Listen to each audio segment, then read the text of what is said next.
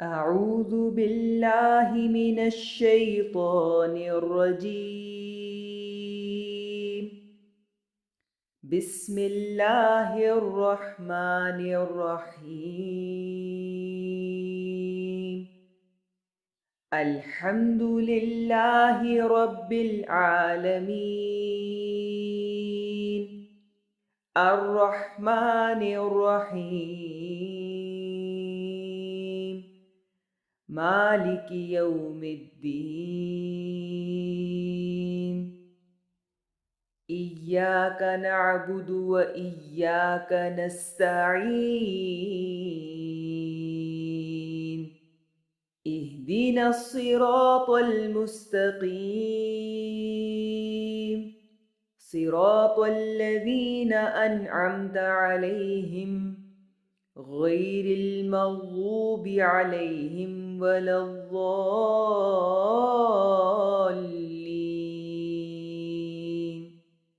آمین. السلام علیکم ورحمۃ اللہ وبرکاتہ. نحمدہ ونصلی علی رسولہ الکریم، اما بعد فاعوذ باللہ من الشیطان الرجیم. بسم اللہ الرحمن الرحیم. رب اشرح لی صدری ویسر لی امری واحلل عقدۃ من لسانی یفقہوا قولی. رب زدنی علما اللہم فقہنا فی الدین. اللہم انی اسألک ایمانا لا یرتد ونعیما لا ینفد ومرافقۃ محمد صلی اللہ علیہ وسلم فی اعلی جنت الخلد. آمین یا رب العالمین. أعوذ بالله من الشيطان الرجيم. بسم الله الرحمن الرحيم. يا أيها الذين آمنوا إنما الخمر والميسر والأنصاب والأزلام رجس من عمل الشيطان فاجتنبوه لعلكم تفلحون.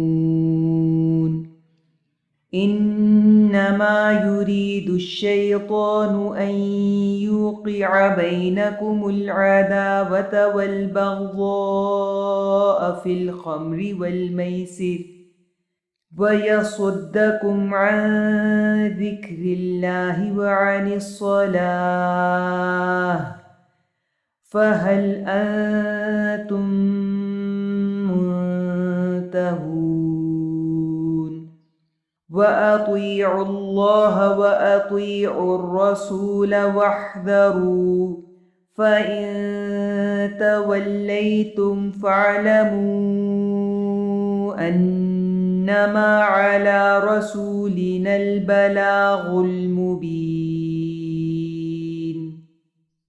اے لوگو جو ایمان لائے ہو، بے شک شراب اور جوا، آستانے اور فال نکالنے کے تیر سب گندے کام ہیں اور شیطان کے عمل سے ہیں، لہٰذا تم ان سے بچو تاکہ تم فلاح پاؤ.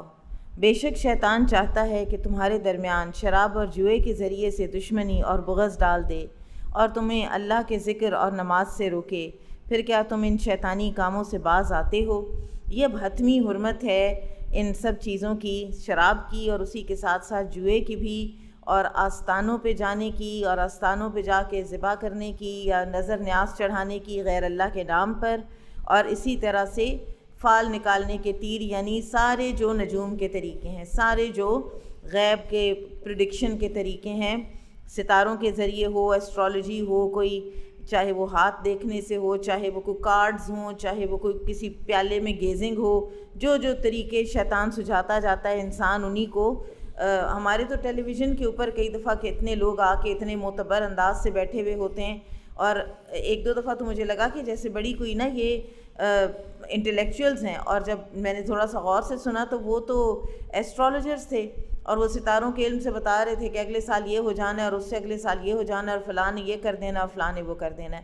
تو یہ سب چیزیں جو ہیں یہ ہمیں پتہ ہونا چاہیے کہ اتنی ہی حرام ہیں جتنی بت پرستی حرام ہے، کہ انسان نجوم جو ہے وہ اس کے پیچھے جائے اور اس سے اپنی قسمت کا حال پتہ کروائے۔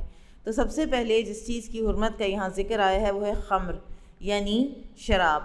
اور خمر کہتے ہیں ڈھانپنے والی چیز، خمار دوپٹے کو کہتے ہیں عربی زبان میں، تو وہ چیز جو ڈھانپ لے۔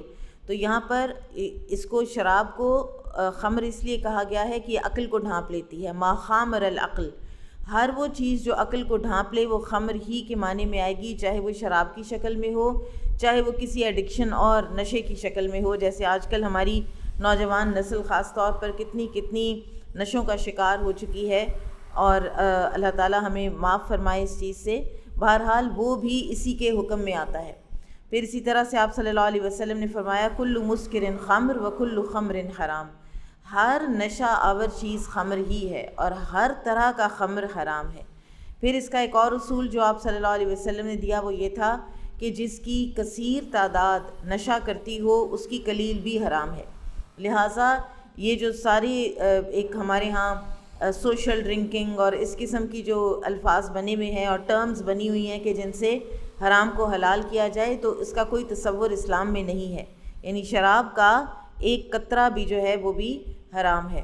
پھر آپ صلی اللہ علیہ وسلم نے فرمایا کہ اے لوگو، اللہ تعالیٰ شراب کی حرمت کا اشارہ کرتا ہے، شاید اس بارے میں عنقریب کوئی حکم نازل کریں گے، جس کے پاس اس میں سے کچھ ہو تو چاہیے کہ وہ اسے بیچ لے اور اس سے نفع اٹھا لے۔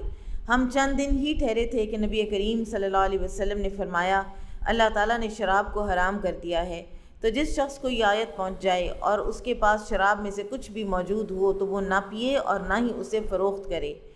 تو اسی طرح عبداللہ بن عمرو رضی اللہ عنہ بیان کرتے ہیں کہ نبی کریم صلی اللہ علیہ وسلم نے فرمایا شراب خباثتوں کی جگہ ہے، جس نے شراب پی لی 40 روز اس کی نماز قبول نہیں ہوگی، وہ آدمی جاہلیت کی موت مرے گا جس کے پیٹ میں مرتے وقت شراب ہوگی۔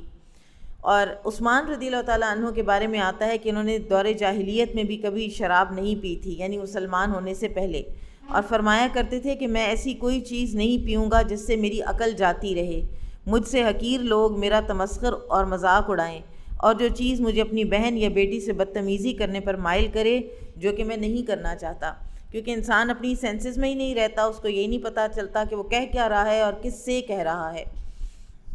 جس دن یہ آیات اتری تھی مدینہ میں، تو اس دن جتنے بھی صحابہ تھے جن کو ابھی تک انہوں نے اپنے اوپر حرام نہیں کی ہوئی تھی شراب، کسی کے منہ میں اگر تھی تو اس نے کلی کر کے پھینک دی تھی، اور جس کا کاروبار تھا، اور یہ ایک ایسا کاروبار تھا کہ جس سے لوگ نفع اٹھاتے تھے، تو انہوں نے اپنے مشکیزیں پھاڑ دی اور مدینہ کی گلیوں میں شراب بہائی گئی۔ کہا جاتا ہے کہ کتنے عرصے بعد تک جب کبھی بھی بارش ہوتی تو مٹی کے اندر سے اس کی اسمیل آنے لگ جاتی تھی، اتنی تعداد میں یہ گلیوں میں بہا دی گئی تھی۔ صحابہ نے پوچھا تھا کہ یا رسول اللہ صلی اللہ علیہ وسلم کیا ہم کفار کو گفٹ کر دیں؟ تو آپ صلی اللہ علیہ وسلم نے فرمایا کہ نہیں، جو حرام چیز ہے in and of it self جو حرام ہے وہ ہم گفٹ بھی نہیں کریں گے کسی کو۔ اور پھر اسی طرح سے کسی نے پوچھا تھا کہ ہم سرکہ بنا لیں، تو آپ صلی اللہ علیہ وسلم نے فرمایا کہ سرکہ بھی جائز طریقے سے بناؤ، شراب کا اب سرکہ مت بناؤ، تو لہٰذا اس کو بہا دیا گیا تھا، ختم کر دیا گیا تھا۔ پھر اسی طرح سے جوا، ہر طرح کا وہ طریقہ کہ جو ایزی منی اور جو اس طرح کی اسپیکولیشن سے پیسہ آتا ہے، چاہے وہ کوئی لاٹری ہو، چاہے وہ کوئی یہ ویلز ہوں، اسپننگ ویلز ہوں، یا جو بھی طریقہ کار ہو، اس میں بھی تاش کے پتے بھی استعمال ہوتے ہیں وغیرہ وغیرہ، جو بھی طریقہ ہو، کوئی ایسی گیم جس کے اوپر شرط لگا لی گئی ہو وہ بھی جوا ہے۔ ہم دیکھتے ہیں ہمارے میچز پہ جوئے لگے ہوئے ہوتے ہیں، ریسز پہ جوئے لگے ہوئے ہوتے ہیں، تو یہ سب چیزیں جو ہیں یہ حرام ہیں۔ اور یہ اسی طرح حرام ہے جیسے آستانوں پر جانا حرام ہے۔ اور پھر فال نکالنے کے تیر، جس کی ابھی بات ہو چکی، نجوم، سب گندے کام ہیں اور شیطان کے عمل سے ہیں، اس کا ایک مومن سے کوئی تعلق نہیں ہے، یہ شیطانی فعل ہے، شیطانی کام ہے، لہٰذا تم ان سے بچو تاکہ تم فلاح پاؤ۔ ایک اور جو فتنے کی شکل میں ایک چیز ہے، وہ ایک خاتون جن کو میں بہت اچھی طرح جانتی بھی ہوں، اور بڑی پختہ ایمان والی خاتون اور ایک نیکی میں کافی آگے بڑھی ہوئی خاتون معلوم ہوتی ہیں، اور ہیں بھی اچھی اسی طرح کی ہیں، لیکن ان کی چوری ہوئی گھر میں، اور ان کا ڈھیر سارا ان کا جو ہے نا گولڈ وہ چوری ہو گیا، اور ظاہر ہے کہ انسان بہت سخت پریشان ہوتا ہے اس بات پر۔ تو ان کو کسی نے کہا کہ فلاں شخص کے پاس جاؤ اور وہ تمہیں بتائے گا، غیب میں سے وہ تمہیں بتائے گا، تمہیں خبر لا کے دے گا کہ تمہاری چوری کس نے کی ہے۔ تو یہ ایک انسان کے ایمان کا امتحان ہوتا ہے. بیچاری تھوڑی دیر کے لیے ڈولیں، لیکن جب بہرحال انہیں سمجھایا تو سمجھ گئیں اور ادھر گئیں نہیں. لیکن بہرحال انسان جو ہے وہ اس طرح سے بھی بہکاوے میں آ جاتے ہیں. تو یہ بھی ایک فتنہ ہے، اس میں بھی ہمیں نہیں پڑنا. اگر ایسا ہوتا تو پھر تو کبھی کوئی چور جو ہے وہ گیٹ اوے کرتا ہی نہ. بے شک شیطان چاہتا ہے کہ تمہارے درمیان شراب اور جوئے کے ذریعے سے دشمنی اور بغض ڈال دے. اگر آپ کبھی اسٹیٹسٹکس پڑھیں نا کہ شراب اور جوئے سے کتنا ابیوز ہوتا ہے، لوگ جو ہیں وہ اپنی بہنوں، بیٹیوں، بیویوں کو بھی بیچ آتے ہیں، اپنے گھر کا سارا سامان بیچ ڈالتے ہیں، اور اس سے آپس میں رشتہ داروں میں بغض پیدا ہوتا ہے. گھر والوں میں کوئی اگر شوہر ایسا ہے تو اس کی بیوی، اس کے بچے اس کے اس حال سے تنگ ہوتے ہیں. اس طرح کا ایک انسان کے جو عام زندگی میں بالکل ایک معتبر اور ہوش اور عقل خرد رکھنے والا انسان ہے، اور وہ جب یہ حرکت کر بیٹھتا ہے تو پھر اس میں بالکل اپنی ساری ڈیسنسی ہی کھو بیٹھتا ہے. اور تمہیں اللہ کے ذکر اور نماز سے روکے. ایک تو آپس کے تعلقات خراب کرتا ہے، اور دوسرے ساتھ ہی اللہ کے ذکر اور نماز سے بھی روکتا ہے، شراب اور جوا. پھر کیا تم ان شیطانی کاموں سے باز آتے ہو؟ یہ ہے حتمی حرمت کہ اللہ تعالیٰ نے اس کو شیطانی کام ڈکلیئر کیا ہے. اور پھر ہمارے ہاں ایک اور جو سوال اٹھایا جاتا ہے وہ یہ ہے کہ پتہ نہیں قرآن میں حرام کا لفظ کیوں نہیں ہے. پھر حرام تو نہ ہوئی کیونکہ قرآن میں حرام کا لفظ نہیں ہے. تو علوم القرآن پڑھنے والے کبھی بھی یہ نہیں کہیں گے کہ یہ حرام نہیں ہے، اور اس کے بہت سے دلائل جو ہیں وہ مختلف جگہوں سے ہمیں ملتے ہیں، اور ہم اس میں ڈیٹیل میں اس وقت تو نہیں جا سکتے. لیکن اگر آپ میں سے کسی کو کوئی شغف ہو تو آپ ضرور علوم القرآن اٹھا کے پڑھیں اور دیکھیں کہ قرآن کے کیا کیا اصول ہیں کہ کس کس چیز کو اللہ تعالیٰ حرام قرار دیتے ہیں. مثلا آپ دیکھیں کہ چوری کے لیے بھی اللہ تعالیٰ نے حرام کا لفظ نہیں استعمال کیا، لیکن چوری کی سزا لگا دی ہے. اور اسی طرح اللہ تعالیٰ نے ایک اور جگہ پر انصاب یعنی آستانوں کو حرام قرار دیا ہے، اور یہاں پر انصاب کے ساتھ ہی خمر اور میسر کا ذکر ہے. تو ایک حرام چیز کے ساتھ جب ان کا ذکر آ گیا تو پھر آٹومیٹیکلی وہ بھی حرام ہے.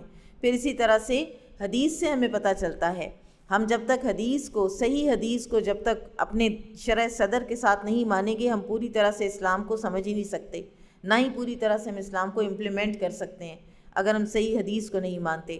اور حدیث میں نبی صلی اللہ علیہ وسلم نے فرمایا کہ اللہ تعالیٰ نے لعنت فرمائی ہے شراب پینے والے پر، پلانے والے پر، نچوڑنے والے پر، یعنی تیار کرنے والی، چاہے وہ کتنی بھی گلیمرس کوئی فیکٹری ہو یا وہ کسی گھر میں نچوڑی جا رہی ہو، کوئی فرق نہیں پڑتا، اس پر اللہ کی لعنت ہے. اور جس کے لیے نچوڑی جا رہی ہے، اور ڈھو کر لے جانے والے پر، یعنی جو سرو کرتا ہے، اور جس کے لیے ڈھو کر لے جائی جا رہی ہے، تو یہ سب لوگ جو ہیں لعنت میں شریک ہیں.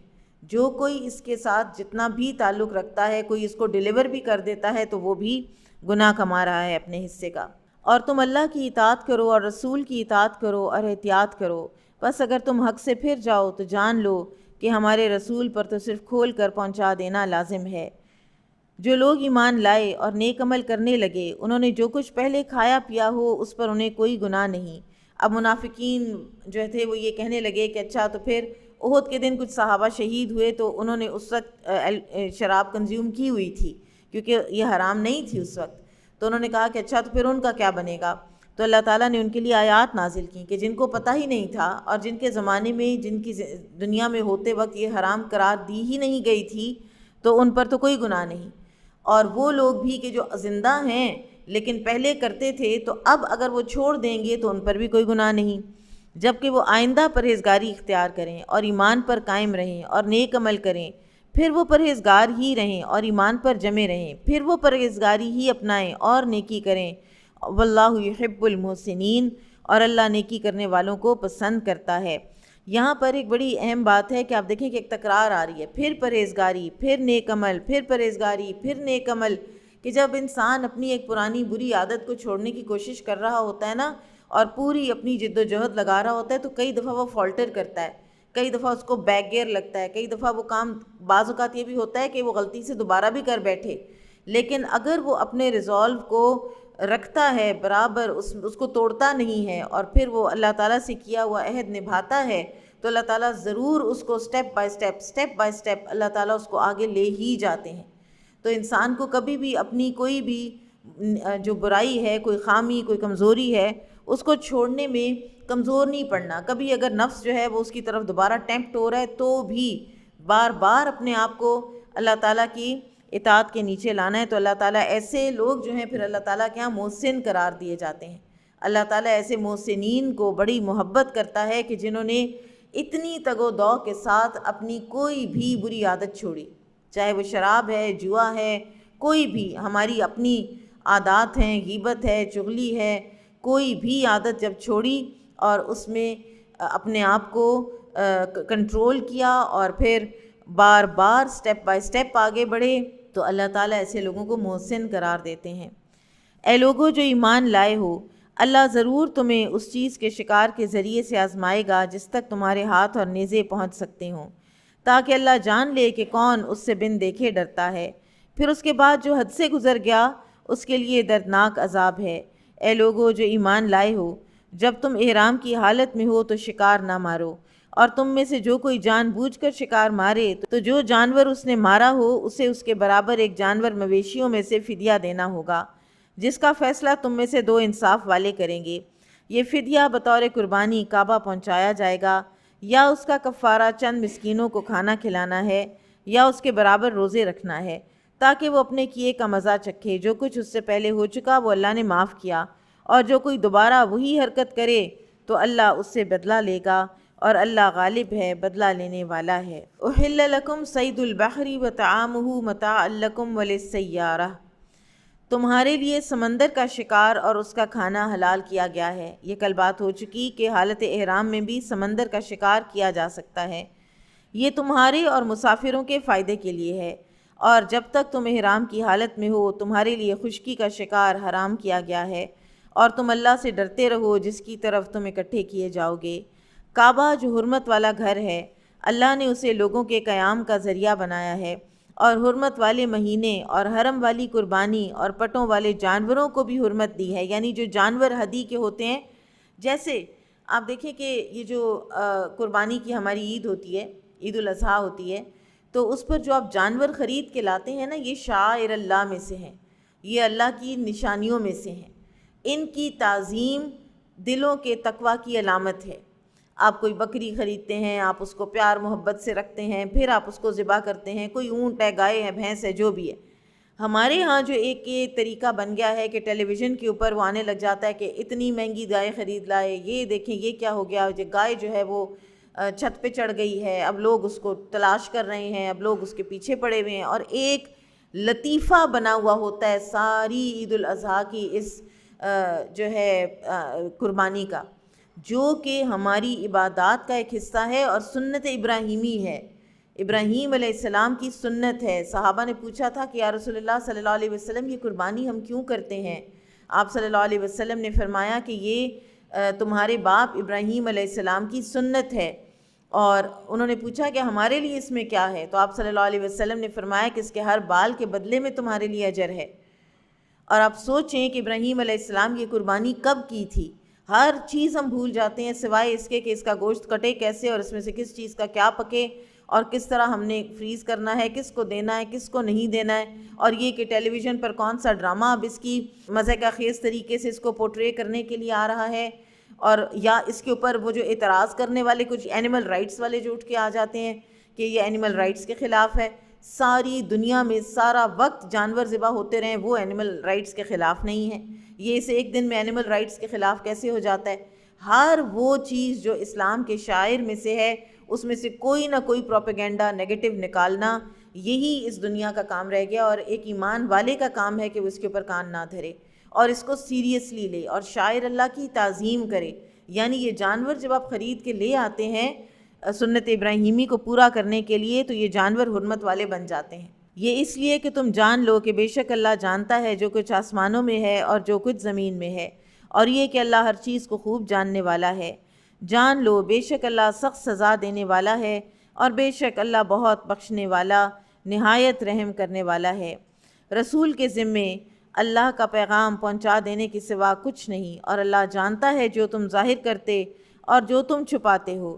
اے نبی صلی اللہ علیہ وسلم قل لا يستوي الخبیث والطیب ولو اعجبک کثرت الخبیث، اے نبی صلی اللہ علیہ وسلم کہہ دیجئے پاک اور ناپاک برابر نہیں ہو سکتے۔ اللہ تعالیٰ حلال مال سے کیے ہوئے صدقے کو، چاہے وہ 1 درہم ہے، 1 دینار ہے، 10 روپے ہیں، 1 روپیہ ہے، اس کو بھی قبول کرتے ہیں۔ اور اگر انسان نے لاکھوں کروڑوں خرچ کر دیے لیکن وہ حرام کے مال سے تھا، حرام کمائی سے تھا، تو اللہ تعالیٰ اس کو قبول نہیں کرتے۔ اللہ تعالیٰ خود پاک ہیں۔ اللہ تعالیٰ کا اپنا بھی ایک نام ہے طیب۔ اللہ تعالیٰ خود پاک ہیں اور پاک ہی کو قبول فرماتے ہیں، اور پاک اور ناپاک اللہ کے نزدیک برابر نہیں ہے۔ اگرچہ ناپاک کی کثرت آپ کو حیرانی میں ڈال دے، یہ بھی ایک ہیومن نیچر ہے کہ جس چیز کی بھی گلیمر زیادہ ہو اور جس چیز کی کثرت ہو اور گلیمر ہو تو اس کو ایسے حسرت سے انسان دیکھنے لگ جاتا ہے، لیکن اگر وہ ناپاک مال سے کوئی اتنا خوبصورت گلیمر بھی بنایا گیا ہے تو اللہ کے نزدیک تو وہ کچھ بھی حیثیت نہیں رکھتا۔ لہٰذا اے عقل والو، تم اللہ سے ڈرو تاکہ تم فلاح پاؤ۔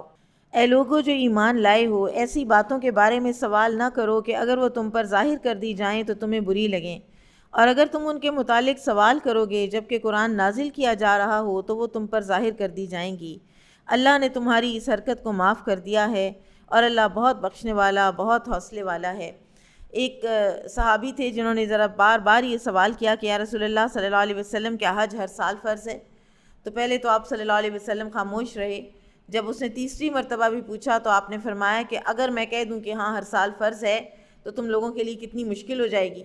تو لہٰذا دین میں جب شریعت نازل ہو رہی ہو تو ایسے کوئی سوالات کرنا کہ جو سوالات کرنے سے اگر دین میں کوئی تنگی آ جائے، اگر کوئی ایسا حکم نازل ہو جائے اللہ تعالیٰ کی طرف سے کہ جو پھر بعد میں کرنا امپریکٹیکل ہو جائے، مشکل ہو جائے۔ آپ سوچیں اگر حج ہر سال فرض ہوتا، اگر زندگی ہی میں 5 دفعہ فرض ہو جاتا، 3 دفعہ فرض ہو جاتا تو ہمارے لیے کتنی مشکل ہو جاتی۔ تو لہٰذا جب اللہ تعالیٰ کچھ بھی ہمیں بتا دیں، فرما دیں، بس اس کو بہت زیادہ کوسچننگ کرے بغیر اس کو مان لینا چاہیے۔ ان کے بارے میں تم سے پہلے بھی ایک قوم نے سوال کیا تھا، آپ کو یاد ہوگا سورۃ البقرہ میں ہم نے پڑھا تھا کہ گائے کی قربانی کرنے کو جب بنی اسرائیل کو کہا گیا تو انہوں نے کتنے سوال کیے۔ حالانکہ شروع میں جب اللہ تعالیٰ نے فرمایا تھا نا ان تذبحوا بقرہ فافعلوا ما تؤمرون، موسیٰ علیہ السلام نے فرمایا اللہ نے تمہیں حکم دیا ہے کہ ایک گائے ذبح کرو اور کر ڈالو جس کا تمہیں حکم دیا جاتا ہے، ایک گائے پکڑو اس کو ذبح کر دو، بات ختم ہو جائے گی۔ لیکن کیونکہ نیت میں فتور تھا تو انہوں نے اتنے سوال کیے، اور سوالوں کے جواب اللہ تعالیٰ بھی پھر دیتے گئے، اور بالآخر وہ گائے پن پوائنٹ ہو گئی کہ جو وہ ذبح نہیں کرنا چاہتے تھے کبھی بھی، جو انہوں نے پوجا کے لیے الگ سے رکھی ہوئی تھی۔ تو اس طرح ان کا دل کا کھوٹ بھی نکلا، ان کی وہ چوری بھی پکڑی گئی، موسیٰ علیہ السلام پر بھی ان کی یہ حالت عیاں ہو گئی کہ یہ ابھی تک گائے کی محبت میں گھرے ہوئے ہیں۔ پھر ان باتوں کی وجہ سے وہ کافر ہو گئے۔ اللہ نے نہیں بنایا کسی کو بحیرہ، نہ صائبہ اور نہ وسیلہ اور نہ حام۔ یہ جو نام ہے یہ اہل عرب نے کچھ جانوروں کو دے رکھے تھے، کچھ اونٹوں کو، اور ان کو وہ نہ بتوں کے نام پر آزاد کر دیتے تھے، اور پھر نہ ان کا دودھ دوتے تھے، نہ ان کے اوپر سواری کرتے تھے۔ تو اللہ تعالیٰ فرماتے ہیں کہ اللہ نے تو اس طرح کا کوئی طریقہ نہیں بتایا، اللہ تعالیٰ نے تو ایسا کوئی ضابطہ نہیں بنایا، مگر یہ کافر اللہ پر جھوٹی تہمت لگاتے ہیں اور ان میں سے اکثر عقل نہیں رکھتے۔ وَإِذَا قِيلَ لَهُمْ تَعَالَوْا إِلَىٰ مَا أَنزَلَ اللَّهُ وَإِلَى الرَّسُولِ قَالُوا حَسْبُنَا مَا وَجَدْنَا عَلَيْهِ آبَاءَنَا، اور جب ان سے کہا جاتا ہے کہ تم آؤ اس چیز کی طرف جو اللہ نے نازل کی ہے اور آؤ رسول کی طرف، تو وہ کہتے ہیں ہمیں وہ کافی ہے جس پر ہم نے اپنے باپ دادا کو پایا، کیا اگرچہ ان کے باپ دادا کچھ نہ جانتے ہوں اور نہ وہ ہدایت یافتہ ہی ہوں تو بھی وہ انہی کی پیروی کریں گے۔ یعنی اگر کسی کا یہ پتہ چل جائے کہ اس کو کچھ پتہ نہیں ہے، وہ جاہل ہے، اور یہ بھی پتہ چل جائے کہ جس راستے پہ میں چلنا چاہتی ہوں اس راستے پر یہ مجھے لیڈ کر ہی نہیں سکتا کبھی بھی، یہ پتہ چل جائے تو پھر بھی انسان اپنے کسی باعث کی وجہ سے اس کے پیچھے چلے گا۔ آپ دنیاوی لحاظ سے ہی دیکھ لیں کہ اگر آپ کو کوئی آ کے بتائے کہ یہ فلاں جو ڈاکٹر ہے اس کی ڈگری جعلی ہے، یہ ڈاکٹر کوئی نہیں ہے اور یہ تمہیں ہلاکت میں ڈالے گا، تو آپ مڑ کے اس کے پاس کبھی بھی نہیں جائیں گے، وہ کوئی بھی ہو اگر۔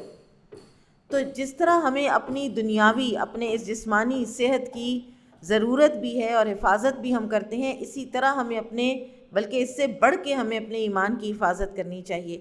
تو اگر باپ دادا کو کچھ بھی نہ پتہ ہو تو پھر بھی تم انہی کی پیروی کیے جاؤ گے۔ اے لوگو جو ایمان لائے ہو، تم پر اپنی جانوں کی فکر لازم ہے، جو شخص گمراہ ہو وہ تمہیں نقصان نہیں پہنچا سکتا جبکہ تم خود ہدایت پر ہو۔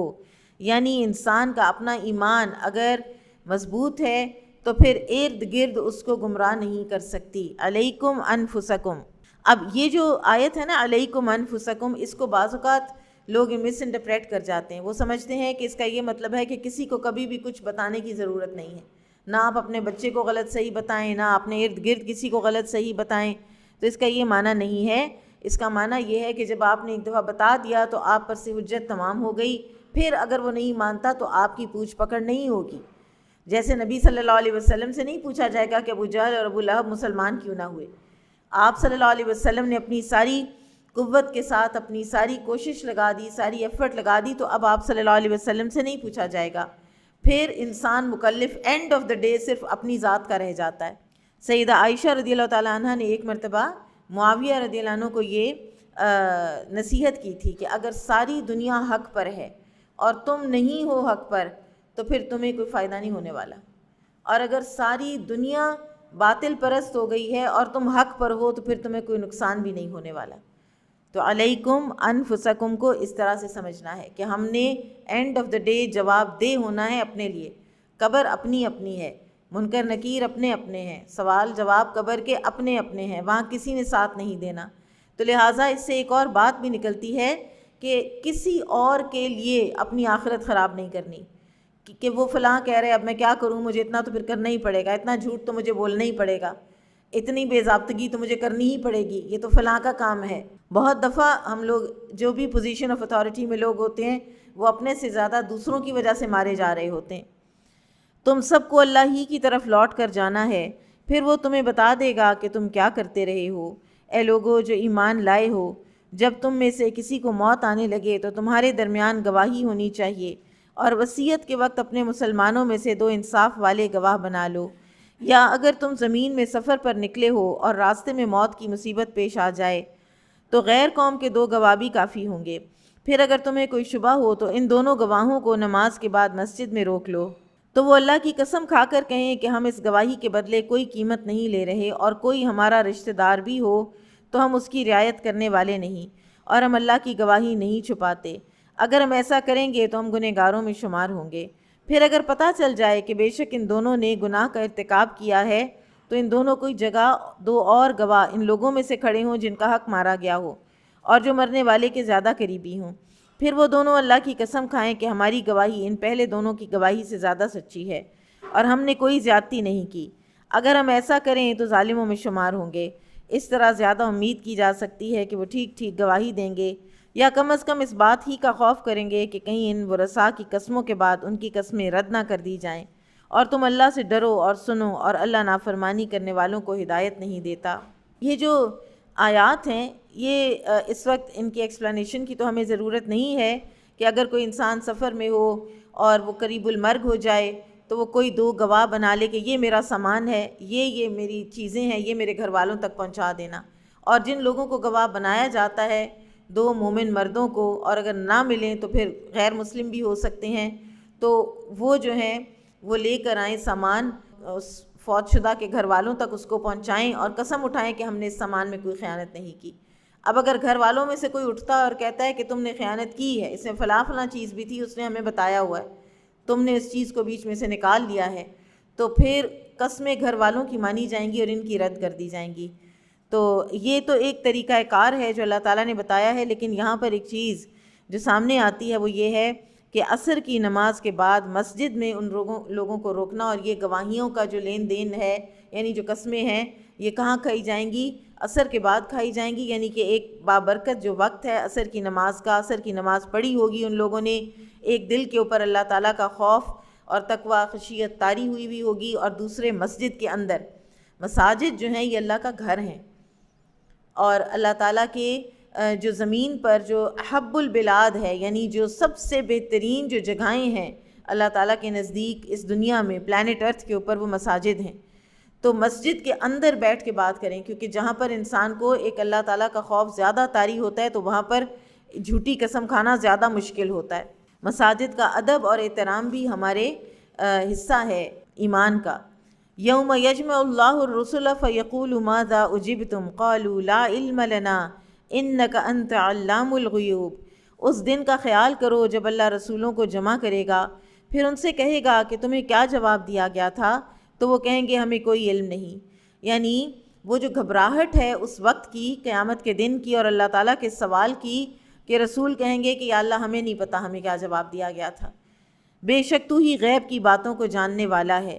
جب اللہ کہے گا اذ قال اللہ یا عیسی ابن مریم اذکر نعمتی علیک وعلی والدتک اذ ایدتک بروح القدس تکلم الناس فی المہد وکہلا، اے عیسیٰ ابن مریم تو خود پر اور اپنی ماں پر میری نعمت یاد کر جب میں نے تجھے روح القدس یعنی جبریل کے ساتھ قوت دی، تو ماں کی گود میں اور پختہ عمر میں لوگوں سے کلام کرتا تھا، اور جب میں نے تجھے کتاب اور حکمت اور تورات اور انجیل کی تعلیم دی، اور جب تو میرے حکم سے گارے سے پرندے کسی مورت بناتا تھا پھر تو اس میں پھونک مارتا تھا تو میرے حکم سے پرندہ بن جاتا تھا، اور تو پیدائشی اندھے کو اور پھل بہری والے کو میرے حکم سے تندرست کرتا تھا، اور جب تو مردوں کو میرے حکم سے زندہ نکالتا تھا، اور جب میں نے تجھے بنی اسرائیل سے بچایا جب تو ان کے پاس واضح نشانیوں کے ساتھ آیا تھا، تب ان لوگوں میں سے جنہوں نے کفر کیا انہوں نے کہا تھا یہ تو کھلے جادو کے سوا کچھ نہیں ہے، یعنی جب اور کچھ نہیں سوچتا انکار کرنے کا تو کہہ دیا جاتا ہے کہ اس بندے کے اوپر جادو ہے۔ اور جب میں نے حواریوں کو الہام کیا کہ تم مجھ پر اور میرے رسول پر ایمان لاؤ، تب انہوں نے کہا ہم ایمان لائے ہیں، اور تو گواہ رہے کہ بے شک ہم فرما بردار ہیں۔ اور جب حواریوں نے کہا اے عیسیٰ ابن مریم کیا تیرا رب یہ طاقت رکھتا ہے کہ ہم پر آسمان سے ایک دسترخوان نازل کرے؟ انہوں نے جواب دیا تم اللہ سے ڈرو اگر تم مومن ہو۔ وہ بولے ہم یہ چاہتے ہیں کہ ہم اس میں سے کھائیں اور ہمارے دلوں کو تسلی ہو جائے، اور ہم یہ جان لیں کہ تو نے ہم سے سچ کہا ہے اور ہم اس پر گواہی دینے والوں میں سے ہو جائیں۔ قال عیسی ابن مریم اللہم ربنا انزل علینا مائدۃ من السماء تکون لنا عیدا لاولنا وآخرنا وآیۃ منک وارزقنا وانت خیر الرازقین۔ عیسیٰ ابن مریم نے کہا اے اللہ، اے ہمارے رب، ہم پر آسمان سے دسترخوان نازل فرما کہ وہ ہمارے پہلوں اور ہمارے بعد والوں کے لیے عید یعنی خوشی کا موقع بن جائے، اور وہ تیری طرف سے خاص نشانی ہو، اور تو ہمیں رزق دے اور تو بہترین رزق دینے والا ہے۔ اللہ نے فرمایا بے شک میں وہ دسترخوان تم پر نازل کروں گا، پھر اس کے بعد تم میں سے جو شخص کفر کرے گا تو میں ضرور اسے ایسا عذاب دوں گا کہ ویسا عذاب دنیا بھر میں کسی اور کو نہیں دوں گا۔ اور جب اللہ کہے گا اے عیسیٰ ابن مریم کیا تو نے لوگوں سے کہا تھا کہ مجھے اور میری ماں کو اللہ کے سوا دو معبود بنا لو، یعنی کیا آپ یہ کہہ کے آئے ہیں کہ یہ جو ٹرینٹی کا سارا عقیدہ ہے، اور اللہ تعالیٰ کو بہت اچھی طرح سے پتہ ہے کہ عیسیٰ ابن مریم نہیں کہہ کر آئے، لیکن یہ ایک انداز ہے ہمیں بھی بتانے کا، اور قیامت کے دن جن لوگوں نے ٹرینٹی اختیار کی اور ایجاد کی ان لوگوں کے سامنے جب یہ بات ہو رہی ہوگی تو آپ سوچئے کہ ان کا کیا حال ہو رہا ہوگا۔ وَإِذْ قَالَ اللَّهُ يَا عِيسَى ابْنَ مَرْيَمَ أَأَنْتَ قُلْتَ لِلنَّاسِ اتَّخِذُونِي وَأُمِّيَ إِلَٰهَيْنِ مِن دُونِ اللَّهِ، جب اللہ تعالیٰ یہ سوال کریں گے قَالَ سُبْحَانَكَ، تو عیسیٰ علیہ السلام بعض علماء کہتے ہیں کہ ان کے اوپر دہشت طاری ہو جائے گی اس سوال کے لیے بھی، حالانکہ انہوں نے کچھ نہیں کیا، وہ معصوم ہے اس ساری شرک سے، لیکن اس سوال اللہ تعالیٰ جو کریں گے اس سے بھی ان کے اوپر ایک دہشت طاری ہوگی، اور وہ فرمائیں گے سبحانکا تو پاک ہے، ما یکون لی نہیں تھا یہ جائز میرے لیے، ان اقول ما لیس لی بحق کہ میں وہ بات کہتا جس کا مجھے کوئی حق ہی نہیں، ان کنت قلتہ فقد علمتہ، اگر میں نے کہا ہوتا تو اللہ تعالیٰ جی آپ کو پتہ ہونا تھا، آپ کو اس بات کا پتہ ہونا تھا اگر میں نے کہا ہوتا۔ تعلم ما فی نفسی، تو ہر وہ بات جانتا ہے جو میرے جی میں ہے، ولا اعلم ما فی نفسک، اور آپ کے نفس میں کیا ہے وہ میں نہیں جانتا، انک انت علام الغیوب، بے شک تو ہی سب سے بڑھ کر غیب جاننے والا ہے۔ پھر وہ فرمائیں گے میں نے ان سے کچھ نہیں کہا تھا سوائے اس کے جس کا تو نے مجھے حکم دیا تھا، اور وہ یہ کہ تم اللہ کی عبادت کرو جو میرا اور تمہارا رب ہے، یعنی وہ ٹوٹل برات اختیار کر لیں گے اس سارے عقیدہ تثلیث سے اور اس سارے شرک جلی سے جو آج ان کے نام پر کیا جاتا ہے۔ دنیا کا سب سے بڑا جو اس وقت ریلیجن ہے وہ اسی ایک اتنے بڑے جھوٹ پر اور خود ساختہ عقیدے پر اس کی بنیاد پڑی ہوئی ہے۔ پھر وہ ایک بات کہیں گے کہ اور میں ان پر نگران تھا جب تک میں ان میں رہا، پھر جب تو نے مجھے اٹھا لیا تو ہی ان پر نگران تھا اور تو ہی ہر چیز پر نگران ہے۔ یہ ان کے دوسرا جو عقیدہ ہے کہ عیسیٰ علیہ السلام نے کروسیفائی ہو کر تو ہمارے گناہ معاف کروا دیے ہیں ساری کرسچینٹی کے، سارے کرسچن لوگوں کے، تو یہ اس کی بھی ریفیوٹیشن ہے۔ اور پھر وہ اپنے سارے فالوورز کے ساتھ جو ان کا تعلق ہے، اس کی جو ایک ایکسٹینٹ ہے، اس کا وہ اظہار کریں گے کہ ان تعذبہم فإنہم عبادک وإن تغفر لہم فإنک انت العزیز الحکیم۔ اگر تو انہیں عذاب دے تو بے شک وہ تیرے بندے ہیں، میرے بندے نہیں ہیں، میں رب نہیں ہوں ان کا، جیسا کہ یہ اگر مجھے سمجھتے رہے ہیں تو یہ ان کی خام خیالی تھی۔ وہ تیرے بندے ہیں، تو عذاب دے تو تیرا فیصلہ ہے، میں کچھ نہیں کر سکتا اس بارے میں، اور اگر تو انہیں بخش دے تو بے شک تو ہی غالب ہے، بڑی حکمت والا ہے۔ یعنی ایک طرح کی سفارش بھی ہے، لیکن ساتھ ہی یہ ہے کہ اگر تو انہیں عذاب دے تو یا اللہ یہ تیرا ہی فیصلہ ہے، اور تجھے ہی اختیار ہے اس فیصلے کا کہ تو کسی کو عذاب دے یا اس کو چھوڑ دے۔ نبی کریم صلی اللہ علیہ وسلم نے یہ آیت تلاوت فرمائی اور فرمایا اے اللہ میری امت، اور ساتھ آپ رونے لگ گئے۔ تو اللہ عز و جل نے فرمایا اے جبرائیل جا کر محمد کے پاس پوچھ کہ وہ کیوں روتے ہیں، حالانکہ تیرا رب خوب جانتا ہے۔ جبرائیل علیہ السلام نبی صلی اللہ علیہ وسلم کی خدمت میں حاضر ہوئے اور آپ صلی اللہ علیہ وسلم سے رونے کی وجہ پوچھی، تو رسول اللہ علیہ وسلم نے انہیں بتا دیا، یعنی یہ عیسیٰ علیہ السلام کے جواب نے آپ صلی اللہ علیہ وسلم کو رلا دیا کہ عیسیٰ علیہ السلام اپنی امت کے بارے میں بس اتنا ہی اختیار رکھتے ہوں گے، تو یا اللہ میری امت کا کیا بنے گا؟ کیا میں بھی اپنی امت کے لیے اتنا ہی اختیار رکھتا ہوں؟ تو اللہ تعالیٰ نے فرمایا اے جبرائیل جا محمد کی طرف اور ان سے کہہ دو کہ ہم آپ کو آپ کی امت کے بارے میں ضرور راضی کریں گے اور ہم آپ کو غمگین نہیں کریں گے۔ یہ وہ شفاعت کا حق ہے جو اللہ تعالیٰ نے نبی صلی اللہ علیہ وسلم کو دے رکھا ہے۔ لیکن بہرحال کسی وقت انشاءاللہ ہم شفاعت کے بارے میں بات کریں گے کہ وہ کن لوگوں کے لیے اجازت دی جائے گی نبی صلی اللہ علیہ وسلم کو، اور اس کا لب لباب یہی ہے کہ اللہ تعالیٰ جس کے لیے چاہے گا اس کے لیے ہی اجازت دی جائے گی۔ شفاعت کا وہ معنی نہیں ہے کہ جس کو آج ہم نے ایکسپلائٹ کر کے تو بنا لیا ہے کہ کیونکہ ہم نبی صلی اللہ علیہ وسلم کی امت ہیں تو بس ہماری شفاعت ہو جائے گی۔ ہر کسی کی نہیں ہونی، اور اسی کی ہونی ہے جس کے لیے اللہ چاہے گا، اور جس کے دل میں اللہ تعالیٰ ایمان دیکھے گا، کوئی نیکی اس کی دیکھے گا تو اس کی شفاعت ہوگی۔ اللہ فرمائے گا یہ ایسا دن ہے کہ سچوں کو ان کا سچ نفع دے گا، ان کے لیے ایسے باغ ہیں جن کے نیچے نہریں بہتی ہیں، وہ ان میں ہمیشہ رہیں گے، اللہ ان سے راضی ہوا اور وہ اس سے راضی ہوئے، یہی بہت بڑی کامیابی ہے۔ آسمانوں اور زمین کی اور جو کچھ ان کے درمیان ہے اس کی بادشاہی اللہ ہی کے لیے ہے، اور وہ ہر چیز پر خوب قادر ہے۔ ان آیات میں اللہ سبحانہ وتعالیٰ کے کچھ نام آئے ہیں، الرقیب اور شہید، یعنی اللہ تعالیٰ نگران بھی ہے اور اللہ تعالیٰ گواہ بھی ہے۔ تو پھر جب وہ خود نگران ہے اور وہ خود گواہ ہے تو اس سے کوئی چیز چھپائی نہیں جا سکتی۔ جو ہستی نگران ہے اور خود گواہ ہے تو اسی ہستی کا ہمیں بھی پھر اطاعت کرنی چاہیے، اور اسی سے دعائیں کرنی چاہیے، اور اسی سے امیدیں لگانی چاہیے، بجائے اس کے کہ انسان اپنے ہی جیسے انسانوں پر امیدیں لگا بیٹھے۔ یہاں پر سورۃ المائدہ کے آخر میں ایک آیت ہے کہ یہ ایسا دن ہے، قال اللہ ھذا یوم ینفع الصادقین صدقہم، کہ جس دن سچوں کو ان کا سچ نفع دے گا۔ قیامت کے دن سچ کا بڑا وزن ہونا ہے۔ کوئی بھی سچ جو ایک چھوٹا سا بچہ کلاس روم میں بول دیتا ہے ٹیچر کے سامنے، کوئی ملازم بول دیتا ہے کہ مجھ سے یہ نقصان آپ کا ہو گیا ہے، یا آپ خود بول لیتے ہیں کسی بھی ایسی انڈر پریشر آئی ہوئی سچویشن میں، اور پھر یہ کہ انسان کا سچا ہونا اس کو بالآخر جنتی قرار دے دیتا ہے۔ انسان اگر جھوٹا ہوتا ہے اور ساری زندگی جھوٹ ہی بولتا رہتا ہے اور جھوٹ کے ہی سہارے لیتا رہتا ہے تو بالآخر وہ اللہ تعالیٰ کے ہاں جھوٹا لکھا جاتا ہے۔ قیامت کے دن جس چیز نے انسانوں کو سب سے زیادہ نفع دینا ہے وہ انسان کا سچ ہے، حق گوئی، راست بازی۔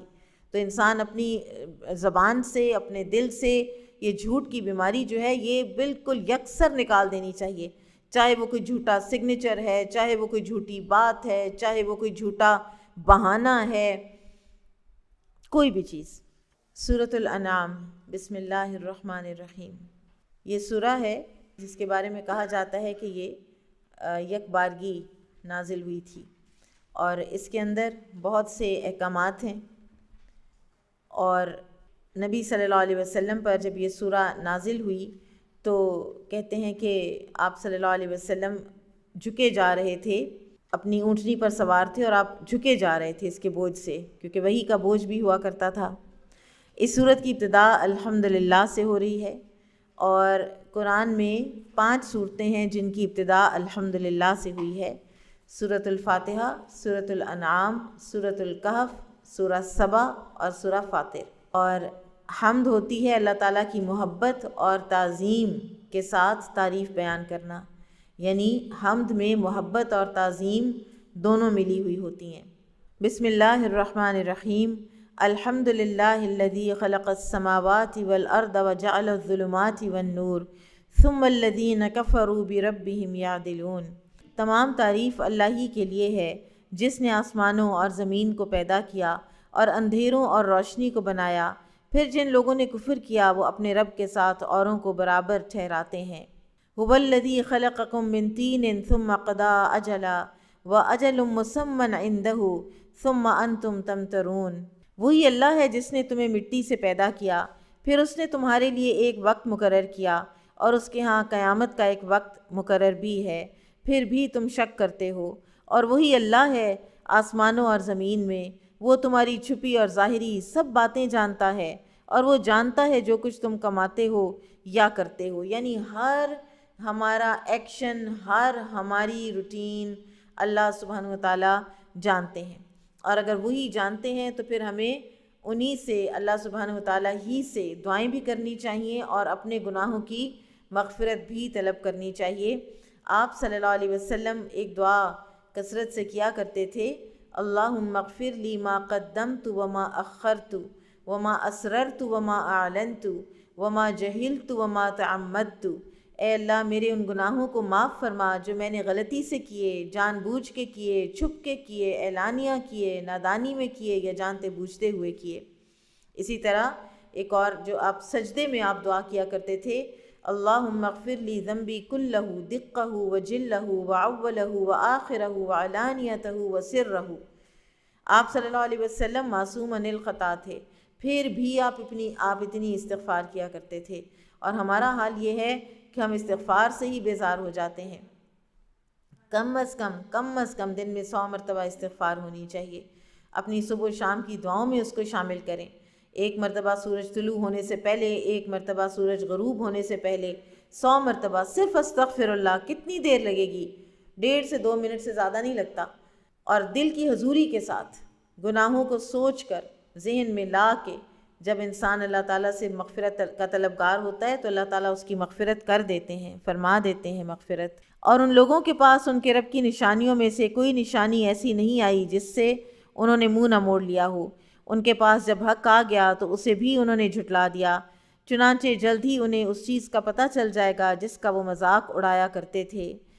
ایک یہ چیز جو ہے نا، یہ بہت ہی خطرناک ہے کہ اللہ تعالیٰ کے شعائر کا مذاق اڑانا، قیامت کا مذاق اڑانا، یا کوئی ایسے لطیفے بنانا جو دین کے بنیاد پر ہوں، یہ نفاق کی علامت ہے، یہ منافقت کی علامت ہے۔ تو انسان کو پھر گھیرے گی بھی وہی چیز جس کا وہ مذاق اڑاتا تھا۔ اسی طرح کسی انسان کا بھی مذاق نہیں اڑانا چاہیے۔ کسی انسان کی کسی مشکل سچویشن کا مذاق، کسی کے ہینڈی کیپ کا مذاق، کسی کے ذہنی کوئی اگر مینٹل ہیلتھ ایشوز ہیں تو ان کا مذاق۔ ہماری ایک نیچر بنتی چلی جا رہی ہے، عموماً ینگ بچوں کی بھی ہوتی ہے، پھر اسی طرح خواتین کی بھی ہوتی ہے، کہ ہارٹ لیسنس کے ساتھ بالکل ظالمانہ انداز میں بھی مذاق اڑائے جا رہے ہوتے ہیں۔ تو جس چیز کا مذاق اڑایا جائے گا، تحقیر کی جائے گی اس انسان کی یا کسی بھی اللہ تعالیٰ کے کسی قانون اور اصول کی، تو انسان اسی کے پھیر میں آئے گا۔ کیا انہوں نے نہیں دیکھا کہ ان سے پہلے ہم نے کتنی ہی قومیں ہلاک کر دیں جنہیں ہم نے زمین میں ایسی طاقت دی تھی جو تمہیں نہیں دی، اور ہم نے ان پر موسلا دھار بارش نازل کی اور نہریں بنائیں جو ان کے نیچے بہتی تھیں، پھر ہم نے ان کے گناہ کے باعث انہیں ہلاک کر دیا۔ قرآن میں جتنی بھی ہسٹوریکل ایویڈنس ہیں وہ سب اس آیت کے اندر آ جاتے ہیں کہ قوم عاد کو دیکھو کیا ہوا اس کے ساتھ، قوم نوح اس سے پہلے، اور پھر قوم سمود، قوم لوط، قوم شعیب، ان کے ساتھ دیکھو قوم فرعون، کتنے بڑے بڑے یہ لوگ تھے، کتنی انہوں نے زمین میں ترقی کی تھی، کتنا انہوں نے زمین کو ایکسپلائٹ اور ایکسپلور کیا تھا۔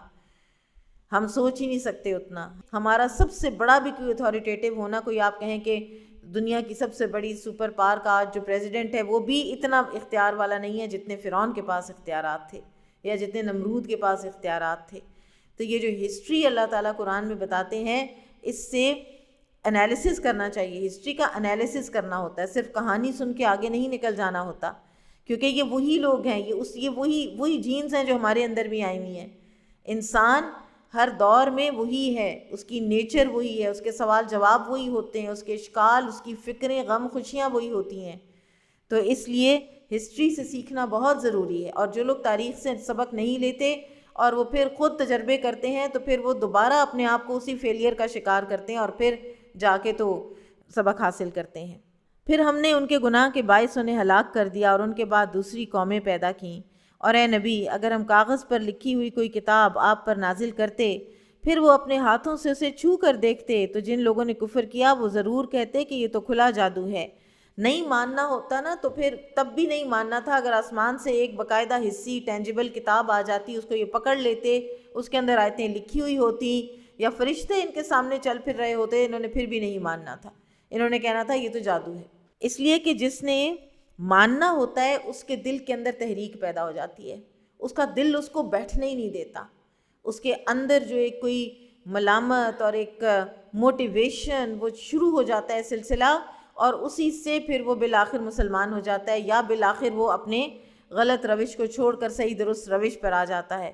مسلمان ہو کر بھی تو ہم کئی دفعہ کہیں پہنچے ہوئے ہوتے ہیں نا غفلت میں، اور پھر ہم واپس اس قرآن کی طرف آتے ہیں. وہ کیا چیز ہے جو ہمیں لے کر آتی ہے؟ کسی کا منت، ترلا، حکم، زبردستی، زور آپ سے یہ کام نہیں کروا سکتا جب تک کہ آپ کے اپنے اندر سے یہ چیز جو ہے یہ نہیں اٹھے گی.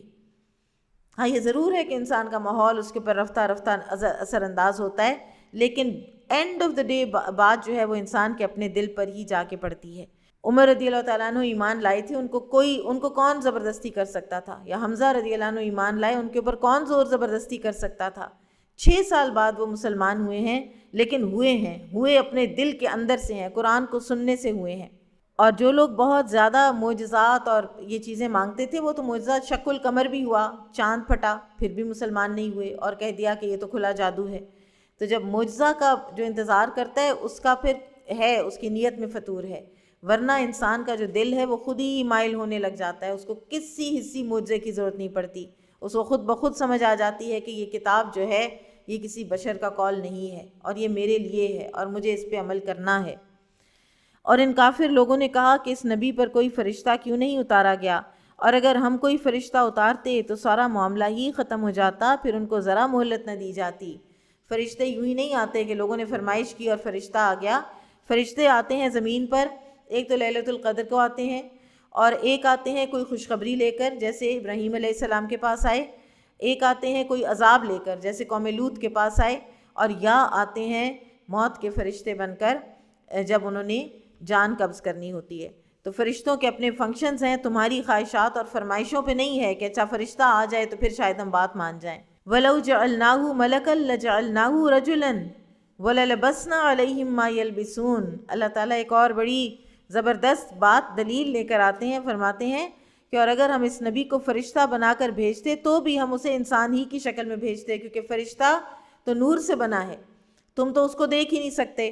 پھر بھی ان کو کسی ایسی شکل میں تو لانا پڑنا تھا، پھر بھی وہ انسان ہی ہونے تھے، پھر تم کیا کرتے؟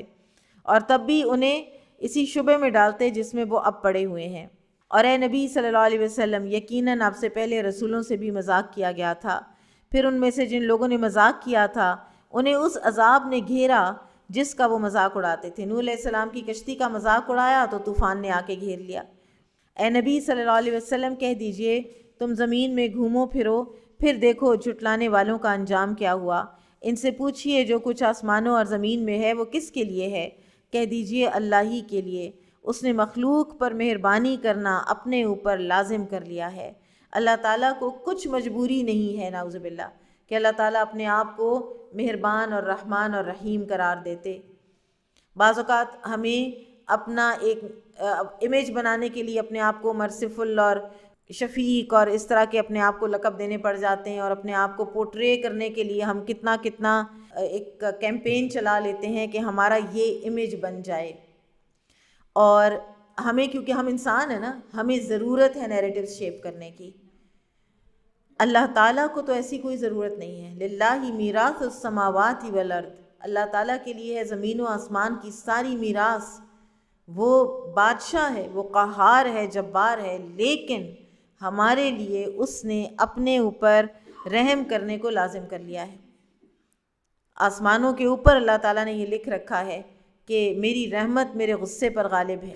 اور اللہ تعالیٰ کی رحمت کا ایک بہت بڑا اور بڑا خاص اور اہم ترین جو مظہر ہے وہ کیا ہے؟ لَيَجْمَعَنَّكُمْ إِلَى يَوْمِ الْقِيَامَةِ لَا رَيْبَ فِيهِ.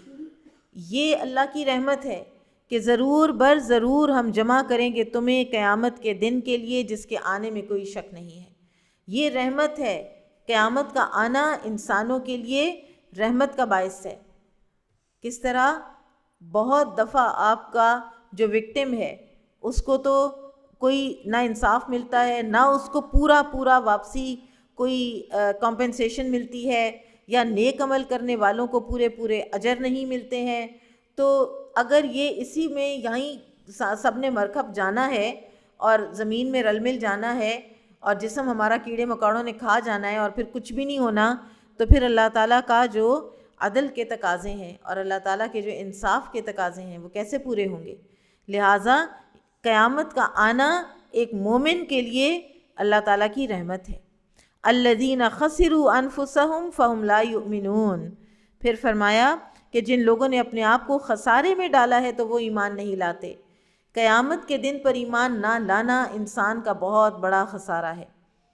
اور زبانی کلامی ایمان لے آنا اور پھر اس کے مطابق عمل نہ کرنا یہ بھی بہت بڑا خسارہ ہے کہ ایک انسان کو پتہ بھی ہو کہ وہ دن آنا ہے اور اس دن میرے اعمال کے سوا میری کوئی چیز مجھے کام نہیں آنی، اور اس کے باوجود انسان اس دنیا میں تیاری نہ کرے، اس کے باوجود انسان اس دنیا سے کچھ بھی سمیٹ کر آگے ساتھ نہ لے کر جائے، تو یہ تو بہت بڑا خسارہ ہے. رات کے اندھیرے اور دن کے اجالے میں جو کچھ ٹھہرا ہوا ہے وہ اللہ ہی کا ہے اور وہ سب کچھ سنتا اور خوب جانتا ہے. اے نبی صلی اللہ علیہ وسلم کہہ دیجئے، کیا میں اس اللہ کے سوا معبود بنا لوں جو آسمانوں اور زمین کو پیدا کرنے والا ہے اور وہ سب کو کھلاتا ہے اور اسے نہیں کھلایا جاتا؟ کتنے سمپل اور کتنے مدلل ٹھوس جو ہے نا یہاں پہ دلائل ہیں اللہ تعالیٰ کی وحدانیت کے، کہ زمین اور آسمان کو پیدا کرنے والا ہو اللہ اور معبود ہم بنا لیں کسی اور کو.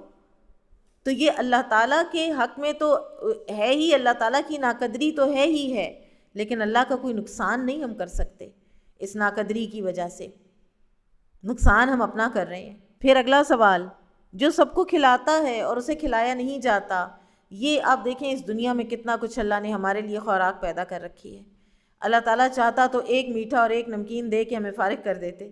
اللہ تعالیٰ نے کتنی ورائٹی بنائی ہے، کتنے پھلوں کی ورائٹی ہے، کتنے میٹس کی ورائٹی ہے، کتنی سبزیوں کی، کیا کیا کچھ اللہ تعالیٰ نے پیدا کر دیے. پھر آپ دنیا کی مختلف خطوں میں جاتے ہیں تو آپ کو کئی چیزیں جو وہاں کی پرٹیکولر ہوتی ہیں آپ کو اپنے ملک میں وہ نظر ہی نہیں آتی. آپ کہتے ہیں اچھا یہ کیا ہے، وہ کہتے ہیں یہاں پہ یہ نٹس یہ والے صرف یہاں پہ ہی ہوتے ہیں. کتنی اللہ تعالیٰ نے ہمارے لیے ورائٹی بنائی اور اس کے بدلے میں اللہ نے ہم سے کچھ بھی نہیں مانگا کہ مجھے بھی کھلاؤ. کہہ دیجئے مجھے بے شک حکم دیا گیا ہے کہ میں وہ پہلا شخص ہو جاؤں جو اسلام لایا. ہر نبی جو ہیں وہ اپنی امت کے پہلے مسلمان ہوتے ہیں اور آپ مشرکوں میں شامل نہ ہو جائیں. کہہ دیجئے بے شک اگر میں نے اپنے رب کی نافرمانی کی تو میں ایک بہت بڑے دن کے عذاب سے ڈرتا ہوں. حالانکہ نہ تو آپ صلی اللہ علیہ وسلم نے نافرمانی کی، نہ کرنی تھی، اور اللہ تعالیٰ کو بھی پتہ تھا، لیکن یہ نبی صلی اللہ علیہ وسلم کی وساطت سے یہ ہمیں بتایا جا رہا ہے کہ جس کسی نے بھی، وہ کوئی بھی ہوگا، وہ کسی لینیج کا ہوگا، وہ کسی کی اولاد ہوگا، چاہے وہ کسی نبی کی اولاد ہو، اگر وہ نافرمان ہے عذاب جو ہے وہ اس کو آئے گا ہی آئے گا.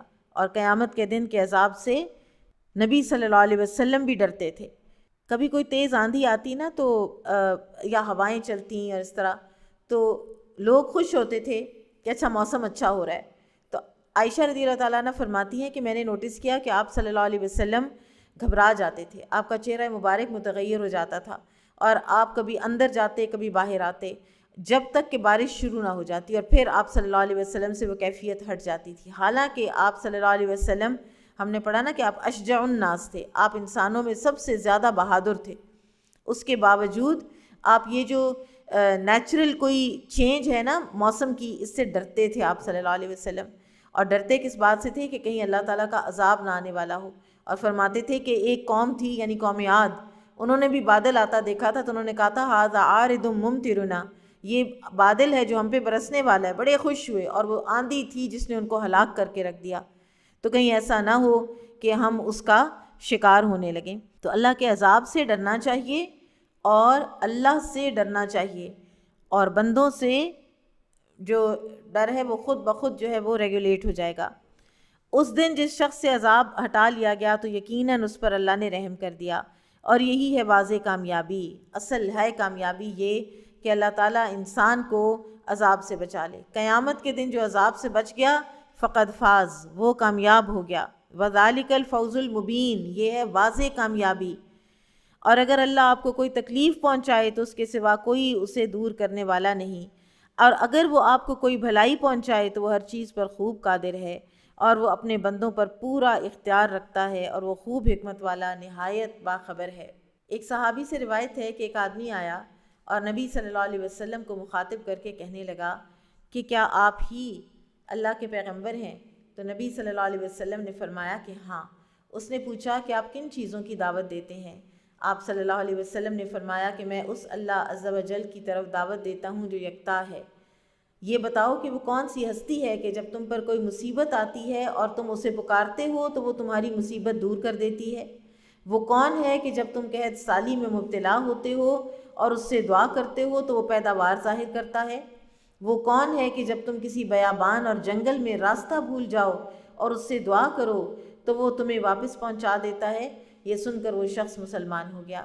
یعنی انسان کی ہر قسم کی جو ضرورت ہے اور جو اس کی حاجت ہے اس کو اللہ سبحانہ و تعالیٰ ہی پورا کرتے ہیں. نبی صلی اللہ علیہ وسلم کے جو چچا عباس ہیں، ان کے بیٹے عبداللہ بن عباس، یہ چھوٹے سے بچے تھے اور یہ آپ صلی اللہ علیہ وسلم کے ساتھ ساتھ رہا کرتے تھے، اور آپ کی گھر میمونہ رضی اللہ تعالیٰ عنہ کے گھر آپ کے سو بھی جایا کرتے تھے رات کو. میمونہ رضی اللہ عنہ ان کی خالہ بھی تھیں. تو آپ صلی اللہ علیہ وسلم کا یہ طریقہ مبارک تھا کہ بچوں کو اپنے ساتھ ساتھ رکھا کرتے تھے. کبھی ہم دیکھتے ہیں کہ آپ کے ایک اور کزن فضل بن عباس آپ کے ساتھ ہوتے، کبھی اونٹ کے اوپر آپ کے ساتھ اسامہ بن زید ہوتے، اور کبھی عبداللہ بن عباس ہوتے. اور بچوں کو اپنے ساتھ رکھتے ہوئے پھر آپ صلی اللہ علیہ وسلم ان کی تربیت بھی کیا کرتے تھے. بہت زیادہ بچوں کو دور رکھنا اپنے پاس سے، اور اپنی جو سوشل لائف ہے اس کو بالکل الگ رکھنا، اور بچوں کو اگنور کرنا جو ہے وہ ان کی تربیت میں بہت بڑا گیپ چھوڑ دیتا ہے. اور جو تربیت ماں اور باپ کر سکتے ہیں اور اس چھوٹے ایج میں ہو جاتی ہے، اس کے بارے میں علماء کہتے ہیں کہ ایسے ہے کہ جیسے دماغ شیپ ہو جاتا ہے، فزیکلی دماغ کے اندر وہ چیزیں جو ہے نا وہ انگرین ہو جاتی ہیں، اور اس طرح پھر وہ کبھی بھی ساری زندگی اس عقیدے اور اس چیز سے ہٹ نہیں پاتے کہ جو بالکل بچپن میں ان کو دیا گیا ہوتا ہے.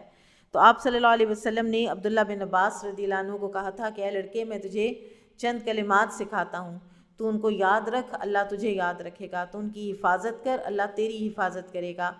اور پھر آپ صلی اللہ علیہ وسلم نے فرمایا کہ تم نے کچھ بھی مانگنا ہو تو اللہ تعالیٰ سے مانگو، اور یاد رکھو کہ اگر ساری دنیا مل کر تمہیں نقصان پہنچانا چاہے اور اللہ نہ چاہے تو وہ تمہیں نقصان نہیں پہنچا سکتی، اور اگر ساری دنیا مل کر تمہیں کوئی فائدہ پہنچانا چاہے تو اللہ نہ پہنچانا چاہے تو وہ فائدہ تمہیں نہیں پہنچے گا کبھی بھی.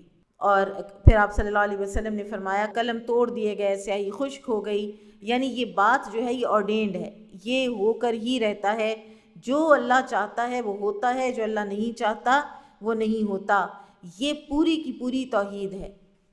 اگر انسان اس نفع اور نقصان کا مالک اللہ تعالیٰ کو سمجھ لے اور بنا لے. میں کسی کو جانتی ہوں، وہ خاتون ہر وقت ڈری رہتی ہیں، اپنے خاندان کے کچھ لوگوں سے وہ ہر وقت ڈری رہتی ہیں، اور ان کی جو زیادتیاں اور ان کا جو کوئی بڑا پن ہے اور اس سے وہ پریشان رہتی ہیں کہ وہ کبھی یہ کہہ دیتے ہیں، کبھی وہ کہہ دیتے ہیں. ایک دن انہوں نے کہا کہ ایک کے تو میں نے پھر پاؤں پکڑ لیے. مجھے یہی سمجھ آئی، میں نے ان کو کہا کہ آپ، مجھے لگتا ہے کہ ان کو اپنے نفع اور نقصان کا مالک سمجھتی ہیں. انہوں نے کہا میں ایسا ہی سمجھتی ہوں، اس لیے کہ ان کے پاس اس وقت کوئی اختیار ہے، کوئی واٹ ایور جو بھی ہے، اور اس کی وجہ سے میں کہتی ہوں اگر میرے میاں بیمار ہو گئے تو اسپتال بھی تو وہی لے کے جائیں گے. تو اس قسم کی چھوٹی چھوٹی چیزوں کی وجہ سے انسان کسی دوسرے کو اپنے نفع نقصان کا مالک سمجھنے لگ جائے اور اپنی عزت کا ہی سودا کر دے، ہمیں اس چیز کی ضرورت نہیں ہے۔ آدمی کو باوقار رہنا چاہیے، آدمی کو گریسفل رہنا چاہیے، اپنی عزت جو ہے اس کو برقرار رکھنا چاہیے، اور یہ عزت اسی کی برقرار رہتی ہے کہ جو اللہ کو نفع نقصان کا مالک سمجھتا ہے، ورنہ تو آپ کبھی ایک کے پاؤں پڑیں گے، دوسرے دن آپ کسی دوسرے کے پاؤں پڑ جائیں گے۔ یہی حال اس بندے کا ہے کہ جو اللہ تعالیٰ کے علاوہ کسی دوسرے سے دعائیں مانگتا ہے، کبھی ایک کو خوش کرے گا اور اس کو حاجت روا سمجھے گا، اس سے حاجت پوری نہیں ہوگی تو کوئی کہے گا کہ نہیں فلاں جگہ چلے جاؤ، اس پرٹیکولر چیز کی حاجت روا یہ نہیں کرتا، اس کی تو کوئی اور کرتا ہے، تم ادھر جاؤ۔ پھر ٹریول کیا، پھر چل پڑے، کہیں اور گئے، پھر کہیں اور کسی آستانے پہ جا کے دعا کی، خرچہ کیا، گھر سے نکلے، فزیکل ایگزرشن کی، پیٹرول لگایا، سب کچھ کیا، اور کسی اور اپنے جیسے غیر اللہ سے اور فانی سے مانگ کے آ گئے۔ کیا فائدہ ہوا ہمارا؟ نقصان ہی نقصان، خسارہ ہی خسارہ۔ اور اللہ تعالیٰ سے مانگنے میں فائدے ہی فائدے۔ جتنی دیر انسان اللہ تعالیٰ سے مانگ رہا ہوتا ہے اتنی دیر انسان حالت عبادت میں ہوتا ہے، اور وہ اپنے بندوں پر پورا اختیار رکھتا ہے، اور وہ خوب حکمت والا نہایت باخبر ہے۔ قل ای شیء اکبر شہادہ قل اللہ شہید بینی و بینکم۔ اے نبی صلی اللہ علیہ وسلم ان سے کہیے گواہی کے طور پر کون سی چیز سب سے بڑھ کر ہے؟ کہہ دیجئے اللہ میرے اور تمہارے درمیان گواہ ہے، اور میری طرف یہ قرآن وحی کیا گیا ہے تاکہ اس کے ذریعے سے میں تمہیں اور جس کو یہ پہنچے سب کو ڈراؤں، خبردار کر دوں۔ کیا تم اس کی گواہی دیتے ہو کہ اللہ کے ساتھ دوسرے معبود بھی ہیں؟ کہہ دیجئے میں یہ گواہی نہیں دیتا، اور یہ بھی کہہ دیجئے کہ صرف وہی ایک معبود ہے، اور بے شک میں اس سے بری ہوں جو تم شریک ٹھہراتے ہو۔ کسی کو اپنے توحید پڑھانی ہو نا زندگی میں تو اس کو سورۃ الانعام پڑھا دیں، اس کے اندر دلائل بھی ہیں، اور ایسی ایسی زبردست اس کے اندر توحید کی ساری ڈیفرنٹ مینیفیسٹیشنز اللہ تعالیٰ نے بتا رکھی ہیں کہ یہ مکمل آپ کو توحید الوہیت، ربوبیت، اسماء و صفات سب کچھ یہ آپ کو بتا دیتا ہے، سب کچھ کی طرف یہ آپ کو گائیڈ کر دیتی ہے۔ جن لوگوں کو ہم نے کتاب دی وہ اسے اس طرح پہچانتے ہیں جس طرح اپنے بیٹوں کو پہچانتے ہیں۔ جن لوگوں نے اپنے آپ کو خسارے میں ڈالا تو وہ ایمان نہیں لاتے۔ اور اس شخص سے بڑھ کر ظالم کون ہے جو اللہ پر جھوٹ باندھے یا اس کی آیات کو جھٹلائے؟ بے شک ظالم فلاح نہیں پائیں گے۔ اور جس دن ہم سب کو اکٹھا کریں گے، پھر جو لوگ اللہ کے ساتھ شریک ٹھہراتے تھے ان سے ہم کہیں گے تمہارے وہ شریک کہاں ہیں جنہیں تم اللہ کے ساتھ شریک خیال کرتے تھے؟ پھر اس جواب طلبی پر ان کی معذرت یہی ہوگی کہ وہ کہیں گے کہ اللہ ہمارے رب کی قسم ہم مشرک نہیں تھے۔ وہ کہیں گے کہ اللہ ہمارے رب کی قسم ہم مشرک نہیں تھے۔ دیکھیں وہ اپنے آپ پر کیسا جھوٹ گھڑیں گے، اور جنہیں وہ جھوٹے معبود بنا لیتے تھے سب وہاں گم ہو جائیں گے۔ اور ان میں سے بعض وہ ہیں جو کان لگا کر آپ کی بات سنتے ہیں، جبکہ ہم نے ان کے دلوں پر پردے ڈال دیے ہیں کہ وہ اس کو سمجھ ہی نہ سکیں، اور ان کے کانوں میں رکاوٹ ڈال دی، اور اگر وہ ساری نشانیاں دیکھ لیں تو بھی ان پر ایمان نہیں لائیں گے، حتیٰ کہ جب وہ آپ کے پاس آتے ہیں اور آپ سے جھگڑتے ہیں تو ان میں سے جن لوگوں نے کفر کیا وہ کہتے ہیں یہ تو پہلے لوگوں کی کہانیاں ہیں، اور وہ دوسروں کو اس ہدایت سے روکتے ہیں اور خود بھی اس سے دور رہتے ہیں، اور وہ اپنے آپ ہی کو ہلاک کر رہے ہیں اور وہ شعور نہیں رکھتے۔ وَلَوْ تَرَىٰ إِذْ وُقِفُوا عَلَى النَّارِ فَقَالُوا يَا لَيْتَنَا نُرَدُّ وَلَا نُكَذِّبَ بِآيَاتِ رَبِّنَا وَنَكُونَ مِنَ الْمُؤْمِنِينَ۔ اور اگر آپ انہیں اس وقت دیکھیں جب وہ آگ میں کھڑے کیے جائیں گے تو وہ کہیں گے کاش ایک بار ہمیں دنیا میں واپس بھیجا جائے تو ہم اپنے رب کی نشانیوں کو ہرگز نہ جھٹلائیں گے اور ہم مومنوں میں سے ہوں گے۔ نہیں، بلکہ ان کے وہ کرتوت ظاہر ہو چکے ہوں گے جنہیں وہ پہلے چھپاتے تھے، اور اگر انہیں واپس دنیا میں بھیجا جائے تو بھی وہ وہی کام کریں گے جن سے انہیں روکا گیا تھا، اور بے شک وہ جھوٹے ہیں۔ یعنی یہ جو مہلت عمل ملی ہوئی ہے نا اس دنیا میں، یہ بہت قیمتی ہے، اور یہ بڑی حتمی ہے، یہ بڑی فائنل چیز ہے جو اللہ تعالیٰ نے ہمیں یہ دی ہے مہلت عمل۔ یہ دوبارہ بھی کوئی نہیں ملنی، ہر سیکنڈ جو چلا گیا وہ واپس نہیں آنا۔ آپ نے اس کو اویل کیا، آپ نے اس کو ضائع کیا، یہ آپ کے اپنے اوپر منحصر ہے، اور یہ اتنی مختصر ہے۔ اگر آپ دیکھیں نا کہ اللہ تعالیٰ نے ہماری جو زندگی کے فیزز بنائے ہیں، ایک وہ فیز ہے کہ جب ہم تھے ہی نہیں، ہمارا کوئی نام نہیں تھا، ہمارا کوئی باپ نہیں تھا، کوئی ماں نہیں تھی، ہم تھے ہی نہیں اس دنیا میں۔ وہ کتنا سلسلہ ہے لمبا، واللہ عالم، وہ اللہ تعالیٰ بہتر جانتے ہیں۔ سورہ دہر میں اس کا تذکرہ آتا ہے، هل اتى على الانسان حین من الدہر لم یکن شیئا مذکورا، کیا انسان کے اوپر وہ ایک لمبا عرصہ نہیں آیا زمانے کا کہ جب وہ کوئی قابل ذکر چیز تھا ہی نہیں، یعنی وہ تھا ہی نہیں نا۔ اور پھر اس کے بعد یہ ہے، یہ فیز ہے، اس کے اندر بھی تقریباً شروع کے ابتدائی 15 سال تو ہمارے وہ ہوتے ہیں کہ جس میں ہم مکلف ہی نہیں ہیں۔ 15 سال کے بعد آنورڈز جتنی سی مہلت ہے پروڈکٹیو لائف کی، بس وہ ہے کہ جس میں آپ نے اپنی آگے کی زندگی کے ہر مرحلے کے لیے کچھ نہ کچھ کمانا ہے۔ وہ برزخ کی زندگی میں بھی آپ کے کام آئے گا، آپ کی حشر میں بھی آپ کے کام آئے گا، اور آپ کے جنت اور دوزخ کے فیصلے میں بھی وہ آپ کے کام آئے گا۔ یہ چند گنتی کے سال، یہ اتنے قیمتی ہیں، اس لیے ان کو تو کسی صورت ضائع نہیں کرنا۔ اس ایسی لغویات میں پڑھ کے اور ایسی لا یعنی ایکٹیویٹیز میں پڑھ کے کہ جن کا ہمیں سوائے دنیاوی چند لمحوں کی، چند گھنٹوں کی کسی لذت کے اور کچھ بھی حاصل نہ ہو، تو لہٰذا ہمیں اپنی زندگی کو اور اس مہلت عمل کو سنجیدگی سے لینا ہے۔ یہ مہلت عمل چلی گئی تو اس کے بعد پھر پچھتاوا ہی پچھتاوا ہے، اگر کچھ بھی نہ کر کے لے کے گئے تو۔ اور جو کوئی دنیا کو جس طرح سے آج لے رہا ہے، وہ اگر دوبارہ بھیجا جائے تو وہ دوبارہ بھی یہی کرے گا، یہ اللہ تعالیٰ فرما رہے ہیں۔ اور وہ کہتے ہیں کہ زندگی تو بس ہماری دنیا ہی کی زندگی ہے اور ہمیں دوبارہ نہیں اٹھایا جائے گا۔ یہ ہے وہ عقیدے کی خرابی اور بگاڑ کہ دنیا کو ہی اتنا امپورٹنٹ سمجھ لینا اور آخرت کا انکار کر دینا۔ اور ہمیں قرآن کے پہلے صفحے کے اوپر جو بات بتائی گئی ہے وہ کیا ہے؟ وہ بالآخرۃ ہم یوقنون، آخرت کا وہ یقین رکھتے ہیں۔ یقین ہوتا ہے جس طرح کوئی چٹان کی طرح کوئی پختہ کوئی چیز ہو، تو ان کا کہیں سے بھی کوئی شک و شبہ ان کو آخرت میں نہیں ہوتا۔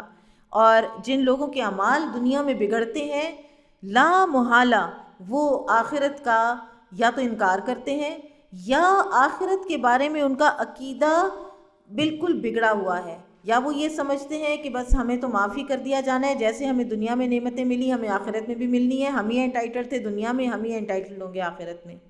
وہ یہ بھی سمجھ بیٹھتے ہیں بعض لوگ، کفار مکہ یہی سمجھتے تھے، فرعون بھی یہی سمجھتا تھا، تو اللہ تعالیٰ نے کیا انجام کیا۔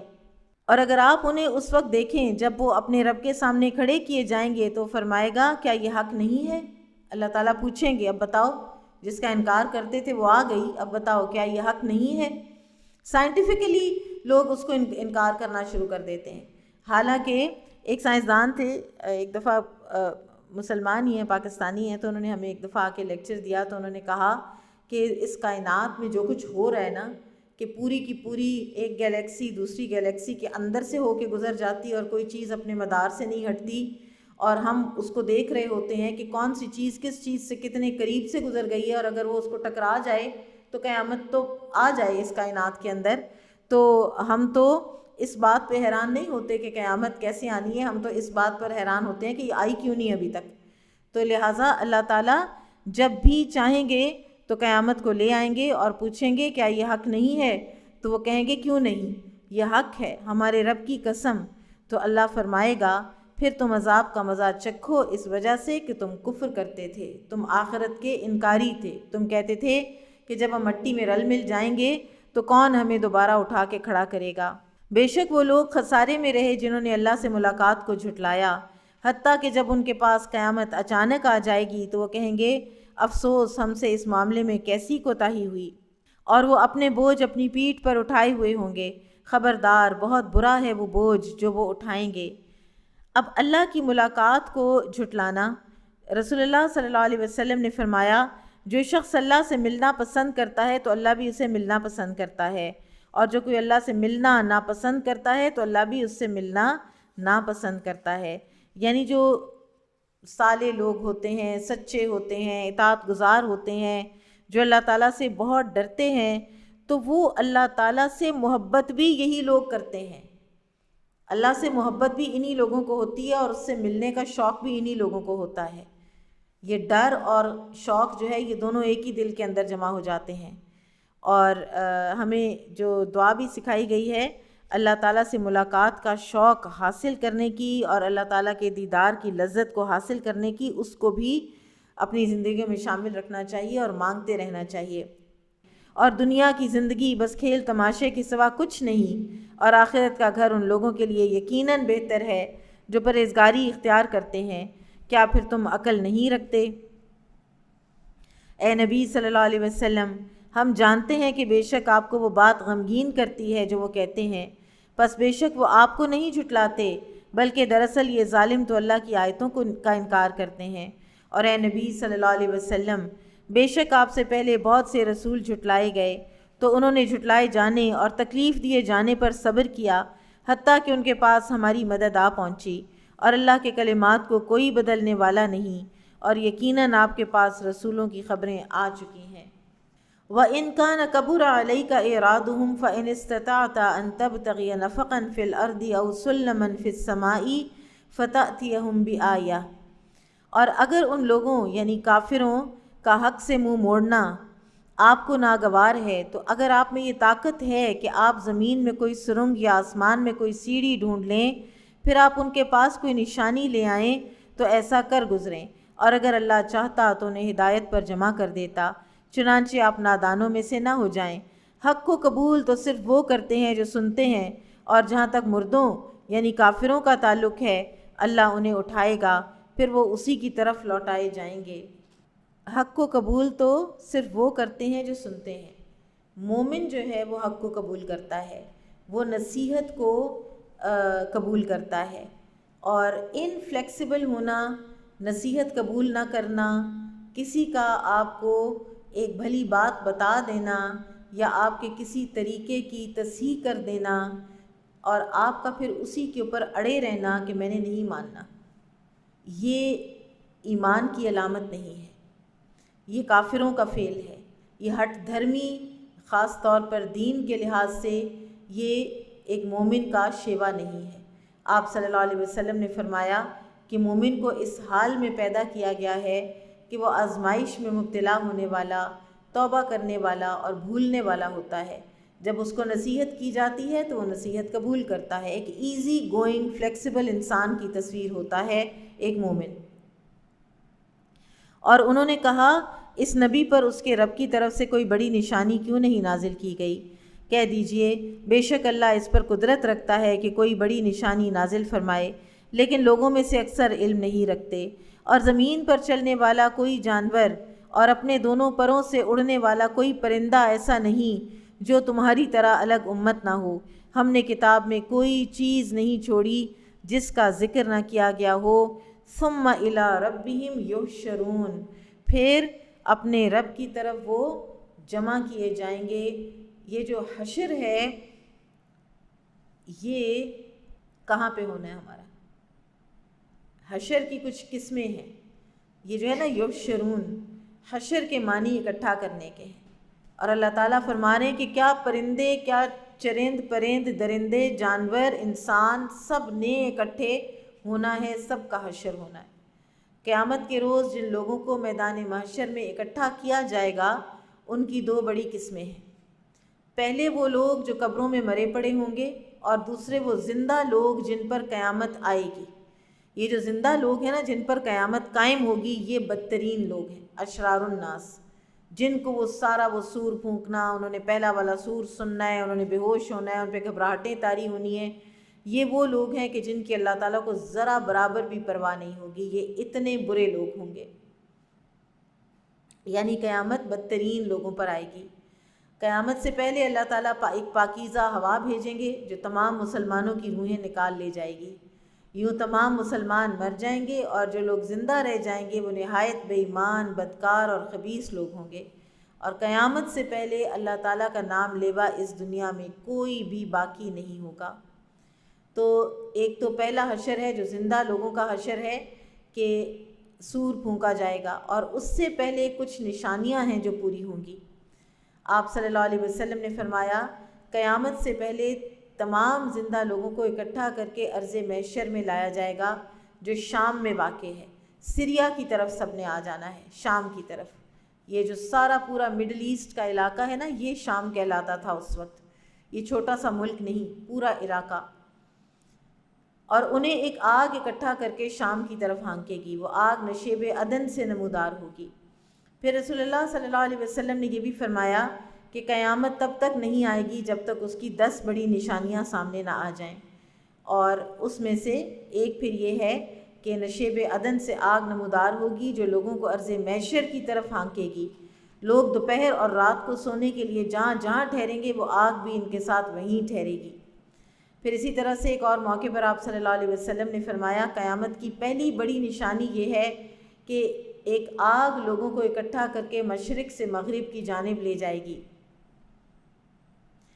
پھر آخری آدمی کا جو حشر ہے وہ کیسے ہوگا؟ آپ صلی اللہ علیہ وسلم نے فرمایا کہ وہ آگ لوگوں کے سامنے اچانک نمودار ہوگی۔ لوگ اس وقت روزمرہ کے معمولات میں مشغول ہوں گے۔ سب سے آخر میں 2 آدمیوں کا حشر ہوگا جس کے متعلق نبی کریم صلی اللہ علیہ وسلم نے فرمایا تھا قبیلہ مزینہ کے 2 گڈریے سب سے آخر میں حشر کے مرحلے سے گزریں گے۔ وہ اپنی بکریوں کو للکارتے ہوئے مدینہ کی طرف آتے ہوں گے۔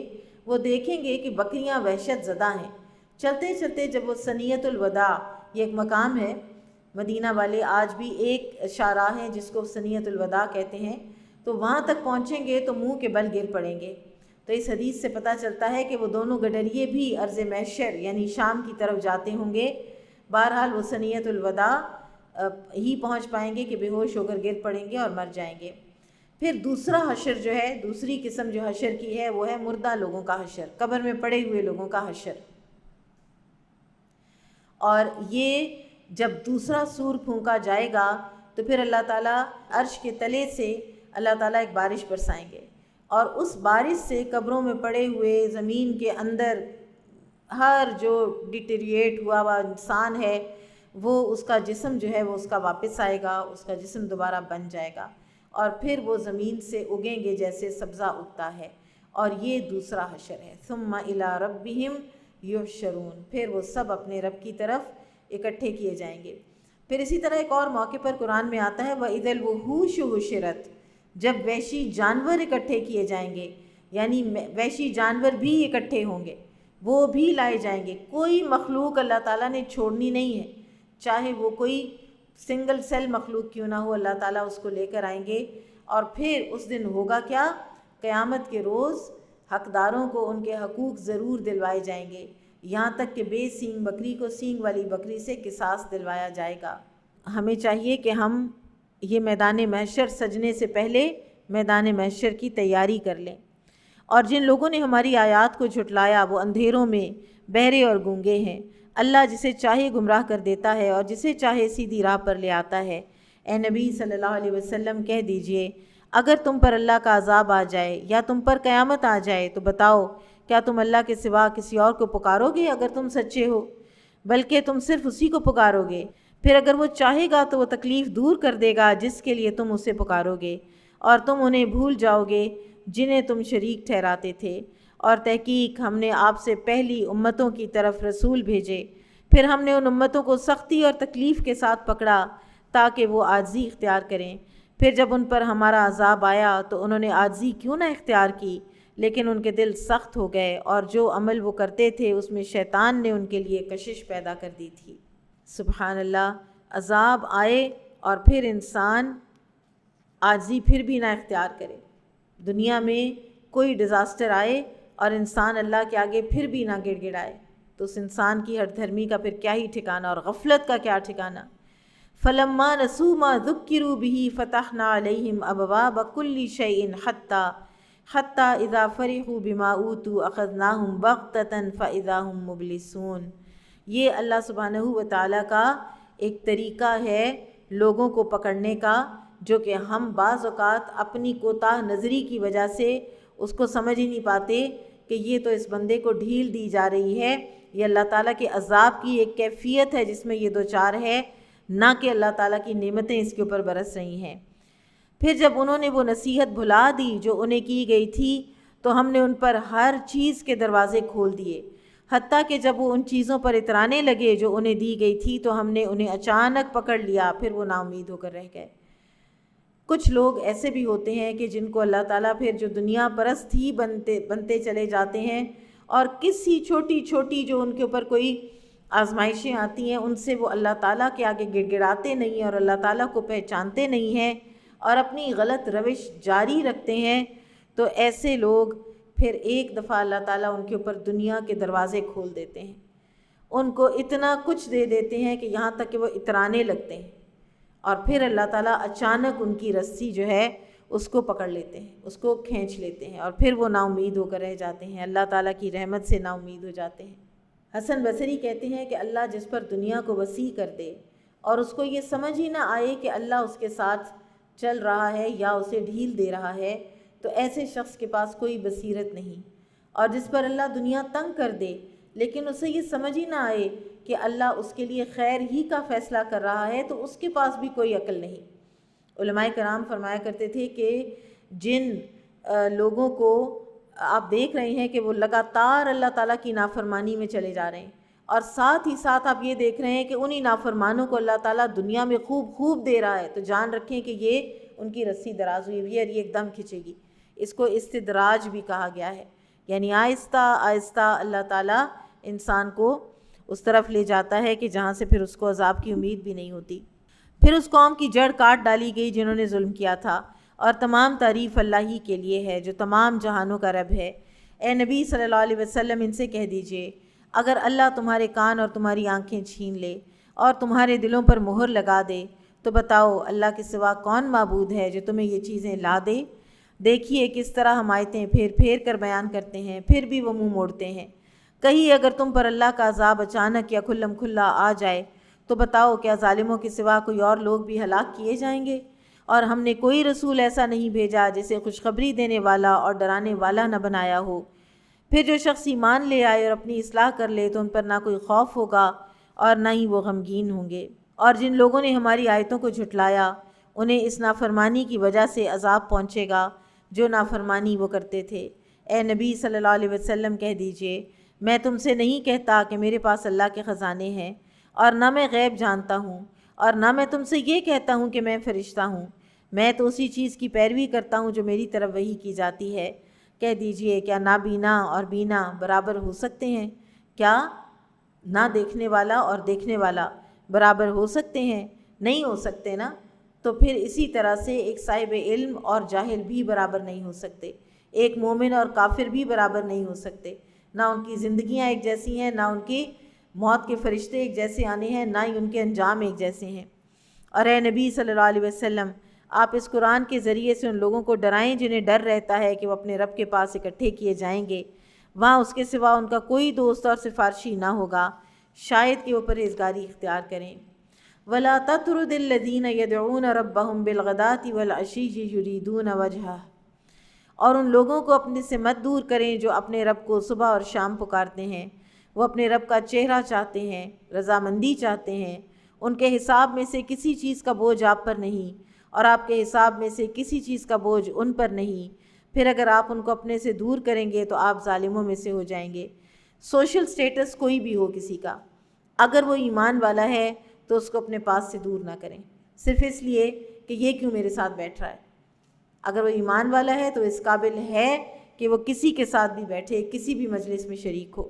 اور ایک دین کا خاص طور پر جو استاد ہے اس کو یہ نہیں دیکھنا چاہیے کہ میرے سامنے کس سٹیٹس کے لوگ بیٹھے ہیں، اور خاص طور پر وہ لوگ کہ جو سوشلی جن کو اتنا نہیں مقام مرتبے والا سمجھا جاتا، اگر وہ سامنے آ جائیں تو ان سے پھر بیزار ہونا اور ان سے لا تعلقی کا اظہار کرنا یا ایسے بنانا کہ آپ کو تو ہم جانتے ہی نہیں ہیں، تو یہ ایک ایمان والے کا کبھی بھی طریقہ نہیں ہوتا، اور نہ ہی کسی دین پڑھانے والے کا یہ طریقہ ہو سکتا ہے۔ اور ہم نے اسی طرح لوگوں میں سے بعض کو بعض کے ذریعے سے آزمائش میں ڈالا ہے تاکہ وہ انہیں دیکھ کر کہیں کیا ہم میں سے یہ لوگ ہیں جن پر اللہ نے احسان کیا ہے، یعنی وہ یہ کہیں کہ اچھا تو بلال پہ اللہ نے احسان کر دیا ہے، صہیب رومی پہ اللہ نے احسان کر دیا ہے، اب یہ جائیں گے جنت میں، ہم نہیں جائیں گے؟ اتنے بڑے بڑے سردار اور اتنے بڑے بڑے مقام و مرتبے والے لوگ، تو ایسا ہی ہے۔ اللہ تعالیٰ کو کیا لگے کہ کسی کا سوشل سٹیٹس کیا ہے، وہ تو اللہ نے خود دیا ہوا ہے، جب چاہے واپس لے لے، وَتُعِزُّ مَن تَشَاءُ وَتُذِلُّ مَن تَشَاءُ، جس سے چاہے مملکت لے لے، جس کو چاہے اس کو دے دے، جو چاہے وہ کرے، تو اس کو تو اس سے کوئی سروکار نہیں ہے کہ کسی کا سوشل سٹیٹس کیا ہے، لینیج کیا ہے، مال کیا ہے اس کے پاس۔ تو وہ حیران ہو کے کہتے ہیں کہ اچھا ان پر اللہ نے احسان کر دیا ہے، ان کو ہدایت دے دی ہے، اگر ہدایت کوئی اتنی بڑی کام کی چیز ہوتی نا تو یہ بھی ہمیں ہی ملتی، یہ سمجھتے تھے۔ ہاں، کیا اللہ اپنے شکر گزار بندوں کو ان سے زیادہ نہیں جانتا؟ اور جب وہ لوگ آپ کے پاس آئیں جو ہماری آیات پر ایمان رکھتے ہیں تو کہہ دیجئے تم پر سلام ہو، تمہارے رب نے مہربانی کو اپنے اوپر لازم کر لیا ہے۔ مہربانی اللہ نے اپنے اوپر لازم کر لی ہے۔ اب یہ آیت دوبارہ آ رہی ہے سورۃ الانعام میں۔ بے شک تم میں سے جو شخص جہالت سے برا عمل کرے پھر اس کے بعد توبہ کرے اور اصلاح کر لے تو یقیناً وہ بہت بخشنے والا رحم کرنے والا ہے۔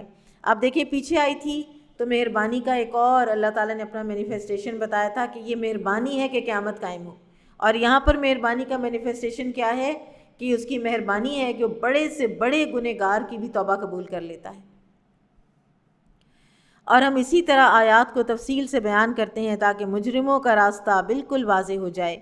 اے نبی صلی اللہ علیہ وسلم کہہ دیجئے بے شک مجھے منع کیا گیا ہے کہ میں ان کی عبادت کروں جنہیں تم اللہ کو چھوڑ کر پکارتے ہو۔ کہہ دیجئے میں تمہاری خواہشات کے پیچھے نہیں چلتا، اس صورت میں میں گمراہ ہو جاؤں گا اور میں ہدایت پانے والوں میں سے نہ ہوں گا۔ کہہ دیجئے بے شک میں اپنے رب کی طرف سے واضح دلیل پر ہوں اور تم نے اس دلیل کو جھٹلایا ہے۔ میرے پاس وہ چیز نہیں ہے جسے تم جلدی طلب کر رہے ہو، فیصلے کا سارا اختیار اللہ ہی کو ہے، وہی حق بات بیان کرتا ہے اور وہ بہترین فیصلہ کرنے والا ہے۔ کہہ دیجئے بے شک اگر میرے پاس وہ چیز ہوتی جسے تم جلدی طلب کر رہے ہو، یعنی یہ کہتے تھے کہ اچھا پھر قیامت لے آؤ، اگر تم سچے ہو تو پھر دیر کس بات کی، آپ کو تو قیامت لے آنی چاہیے، آپ کے اوپر جو ہم اتنے مظالم ڈھا رہے ہیں تو آپ کو تو قیامت لے آنی چاہیے تاکہ ہمارا حشر نشر ہو جائے۔ تو اللہ تعالیٰ فرماتے ہیں کہ آپ ان سے کہہ دیجئے کہ اگر یہ میرے بس میں ہوتی تو میرے اور تمہارے درمیان معاملہ کبھی کا چکا دیا گیا ہوتا، میں لے آتا اگر میں لا سکتا ہوتا، اور اللہ ظالموں کو خوب جانتا ہے، یعنی قیامت کے دن کا اختیار صرف اور صرف اللہ تعالیٰ کے اپنے پاس ہے۔ البتہ آنی جمعے کے دن ہے، پہلا سور بھی جمعے کے دن پھونکا جانا ہے، دوسرا سور بھی جمعے کے دن پھونکا جانا ہے۔ اسی لیے بعض حدیث سے ہمیں پتہ چلتا ہے کہ ساری مخلوقات جمعے کے دن اللہ تعالیٰ سے ڈر رہی ہوتی کہ کہیں آج قیامت نہ آ جائے، لیکن اس کا کوئی سال، کوئی دن، کوئی ڈیٹ ہمیں نہیں پتہ، کوئی زمانہ ہمیں نہیں پتہ، آنی بھی وہ اچانک ہے۔ چاہے یہ ساری نشانیاں جو ہیں نا یہ پوری ہو چکی ہوں گی، عیسیٰ علیہ السلام کا آنا، دجال کا آنا، یاجوج ماجوج کا نکلنا، سورج کا مغرب سے نکلنا، یہ سب نشانیاں پتہ نہیں کتنا وقت پھر لیں گی، کتنے over a period of time یہ ساری نشانیاں ہوں گی، لیکن اینڈ میں جب قیامت آنی ہے تو وہ اچانک آنی ہے، بغتتاً اچانک۔ لوگ اپنے معمول کے کام کر رہے ہوں گے، کوئی کپڑا خرید رہا ہوگا، ایک بیچنے والا ہے وہ پھیلا کے کھڑا ہوگا، خریدنے والا دیکھ رہا ہوگا، گز ابھی ناپا نہیں گیا ہوگا تو قیامت آ جائے گی۔ کوئی آدمی اپنی بکریوں کو حوض پہ پانی پلانے لے کے گیا ہے، کوئی خرید کے چیز، کوئی کھانا نوالا لینے لگا ہے منہ میں، اور اچانک قیامت آ جائے گی۔ اور اسی کے پاس غیب کی کنجیاں ہیں، انہیں اس کے سوا کوئی نہیں جانتا، اور وہ جانتا ہے جو کچھ خشکی اور تری میں ہے، اور کوئی پتا ایسا نہیں گرتا جسے وہ جانتا نہ ہو، اور زمین کے اندھیروں میں کوئی دانہ ایسا نہیں جسے وہ جانتا نہ ہو۔ یہ جو آپ کے یہاں یہ درخت اتنے سارے لگے ہوئے ہیں، کوئی ہے جو کسی ایک ٹہنی کے پتے بھی گن پائے؟ آپ ایک ٹہنی کے بھی نہیں گن پائیں گے۔ اور اللہ تعالیٰ کو پوری دنیا میں جتنے درخت ہیں ایک ایک پتا کوئی گرتا ہے تو اس کو پتہ ہے کب گرا۔ خزاں کے پتے آپ نے دیکھے کبھی گرتے ہوئے؟ وہ گرتے ہیں تو کوئی اوپر گرتا ہے اور پھر ایک نیچے چلا جاتا ہے، بعد میں گرنے والا نیچے ہو جاتا ہے اور پہلے والا اوپر آ جاتا ہے۔ اللہ تعالیٰ کو سب کی ٹائمنگز پتہ ہے، ہر چیز اللہ کو پتہ ہے، اور کوئی تر چیز اور کوئی خشک چیز ایسی نہیں جو واضح کتاب میں لکھی ہوئی نہ ہو۔ اور وہی ہے اللہ جو رات کو تمہیں فوت کرتا ہے اور وہ جانتا ہے جو کچھ تم دن میں کرتے ہو، پھر دوسرے دن تمہیں اٹھاتا ہے تاکہ زندگی کی مقررہ مدت پوری ہو، پھر اسی کی طرف تمہاری واپسی ہے، پھر وہ تمہیں بتا دے گا کہ تم کیا کرتے رہے ہو۔ اور وہی اپنے بندوں پر غالب ہے اور تم پر محافظ فرشتے بھیجتا ہے، حتیٰ کہ جب تم میں سے کسی ایک کی موت کا وقت آتا ہے تو ہمارے فرشتے اس کی روح قبض کر لیتے ہیں اور اس میں کوئی کوتاہی نہیں کرتے۔ آپ صلی اللہ علیہ وسلم نے فرمایا کہ رات اور دن کے فرشتے باری باری آتے ہیں اور وہ فجر اور عصر کی نماز میں اکٹھے ہو جاتے ہیں۔ اسی طرح سے آپ کے اوپر فرشتے جو ہیں نا نگران، وہ بھی اللہ تعالیٰ نے رکھے ہوئے ہیں، کو محافظ فرشتے، جو کہ جب انسان کی موت کا وقت آ جاتا ہے تو وہ حفاظت والے فرشتے پیچھے ہٹ جاتے ہیں اور موت کے فرشتے اس کی جگہ لے لیتے ہیں، پھر وہ اللہ کی طرف لوٹائے جاتے ہیں جو ان کا سچا مالک ہے۔ خبردار، فیصلے کا سارا اختیار اسی کو حاصل ہے اور وہ بہت جلد حساب لینے والا ہے۔ اے نبی صلی اللہ علیہ وسلم کہہ دیجئے، تمہیں خشکی اور تری کے اندھیروں سے کون نجات دیتا ہے؟ تم اسے آہوزاری کرتے ہوئے اور چپکے چپکے پکارتے ہو اور کہتے ہو کہ اگر وہ ہمیں اس مصیبت سے نجات دے دے تو ہم ضرور شکر کرنے والوں میں سے ہو جائیں گے۔ کہہ دیجئے اللہ ہی تمہیں اس مصیبت سے اور ہر غم سے نجات دیتا ہے، پھر بھی تم اس کے ساتھ شرک کرتے ہو۔ کہہ دیجئے وہی اس پر قدرت رکھتا ہے کہ تمہارے اوپر سے یا تمہارے پاؤں کے نیچے سے تم پر عذاب بھیجے، یا تمہیں گروہوں میں تقسیم کر کے ایک گروہ کو دوسرے کی طاقت کا مزہ چکھائے۔ دیکھیے ہم کس طرح آیتوں کو پھیر پھیر کر بیان کرتے ہیں تاکہ وہ سمجھیں۔ اور اس قرآن کو آپ کی قوم نے جھٹلایا حالانکہ وہ حق ہے۔ کہہ دیجئے میں تم پر نگران نہیں ہوں، ہر ایک خبر کا وقت مقرر ہے اور جلد ہی تم جان لوگے۔ اور جب آپ ان لوگوں کو دیکھیں جو ہماری آیتوں پر نکتہ چینی کر رہے ہوتے ہیں تو آپ ان کے پاس سے ہٹ جائیں۔ یعنی کوئی اللہ تعالیٰ کی آیات میں اس طرح کی آرگیومنٹ کر رہا ہے کہ بحث برائے بحث کر رہا ہے، اس کا ارادہ نقص نکالنے کا ہے، اعتراضات تلاش کرنے کا ہے، تو ایسے لوگوں کے پاس سے ہٹ جائیں۔ نمبر ایک، ان کے ساتھ بحث مباحثے میں مت پڑیں۔ کوئی جب بہت ڈیفائنڈ ہوا ہوتا ہے تو اس کے ساتھ بحث کرنے کا کوئی فائدہ نہیں ہوتا۔ پھر وہ ایسی کوئی غلط بات کہتا ہے کہ آپ واپسی یا اس کا جواب دے نہیں پائیں گے اور یا آپ کو شدید غصہ آ جائے گا، کیونکہ انسان کو غصہ آتا ہے جب وہ ناحق بات سنتا ہے اور اس کو یہ بھی پتہ ہوتا ہے کہ میں حق پر ہوں۔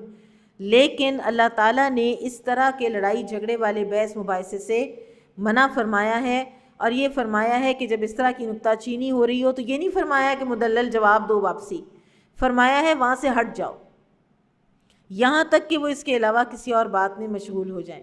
یعنی پوری طرح سے ان لوگوں کو چھوڑ بھی نہیں دینا، کیونکہ اگر وہ کوئی بھی ان کو سمجھانے والا باقی نہیں رہے گا تو جب ان کے ذرا کوئی ایموشنز اور ان کی عقل ٹھکانے آتی ہے، ذرا وہ کام ڈاؤن ہوتے ہیں اور وہ سننے کے موڈ میں ہو جاتے ہیں تو پھر آپ ان سے بات کر بھی سکتے ہیں۔ اور یہ جو آپ کا اٹھ جانا ہے نا، یہ معاون ثابت ہوگا ان کو کام ڈاؤن کرنے میں اور آپ کی بات کو سننے میں، بجائے اس کے کہ آپ اسی وقت لڑائی جھگڑا شروع کر دیں۔ بہت سے جو خواتین ہیں نا، ان کا خیال بھی آتا ہے، لیکن ان کے اس طرح کے ایشوز گھروں میں ہوتے ہیں کہ ہسبینڈ اتنے ریلیجس نہیں ہیں اور خود وہ ریلیجس ہیں، اور اس میں ان کو کئی دفعہ پھر وہ ہینڈل نہیں کر پا رہی ہوتی ہیں سچویشن کو، اور پھر وہ ہسبینڈ کے ساتھ بحث مباحثہ کر لیتی ہیں، اور وہ بحث مباحثہ بعض اوقات بڑی ہی تلخ لڑائی جھگڑے میں تبدیل ہو جاتا ہے۔ تو ایسے میں جو خاموشی ہوتی ہے نا وہ زیادہ بہتر ہوتی ہے، اور بعض اوقات آپ کا جو عمل ہے وہ زیادہ بڑا آپ کے لیے معاون ثابت ہوگا ان کو نرم کرنے میں بنسبت آپ کے کسی لیکچر کے یا آپ کی بات کے۔ اور اگر شیطان آپ کو یہ بات بھلا دے، شیطان کیا بھلا دے؟ وہاں سے اٹھنا بھلا دے اگر، تو یاد آنے پر ان ظالم لوگوں کے پاس مت بیٹھیں۔ ان کے حساب میں سے کسی چیز کی ذمہ داری ان لوگوں پر نہیں جو پرہیزگاری اختیار کرتے ہیں، لیکن نصیحت کرنا ان کا فرض ہے تاکہ وہ بھی پرہیزگاری اختیار کریں۔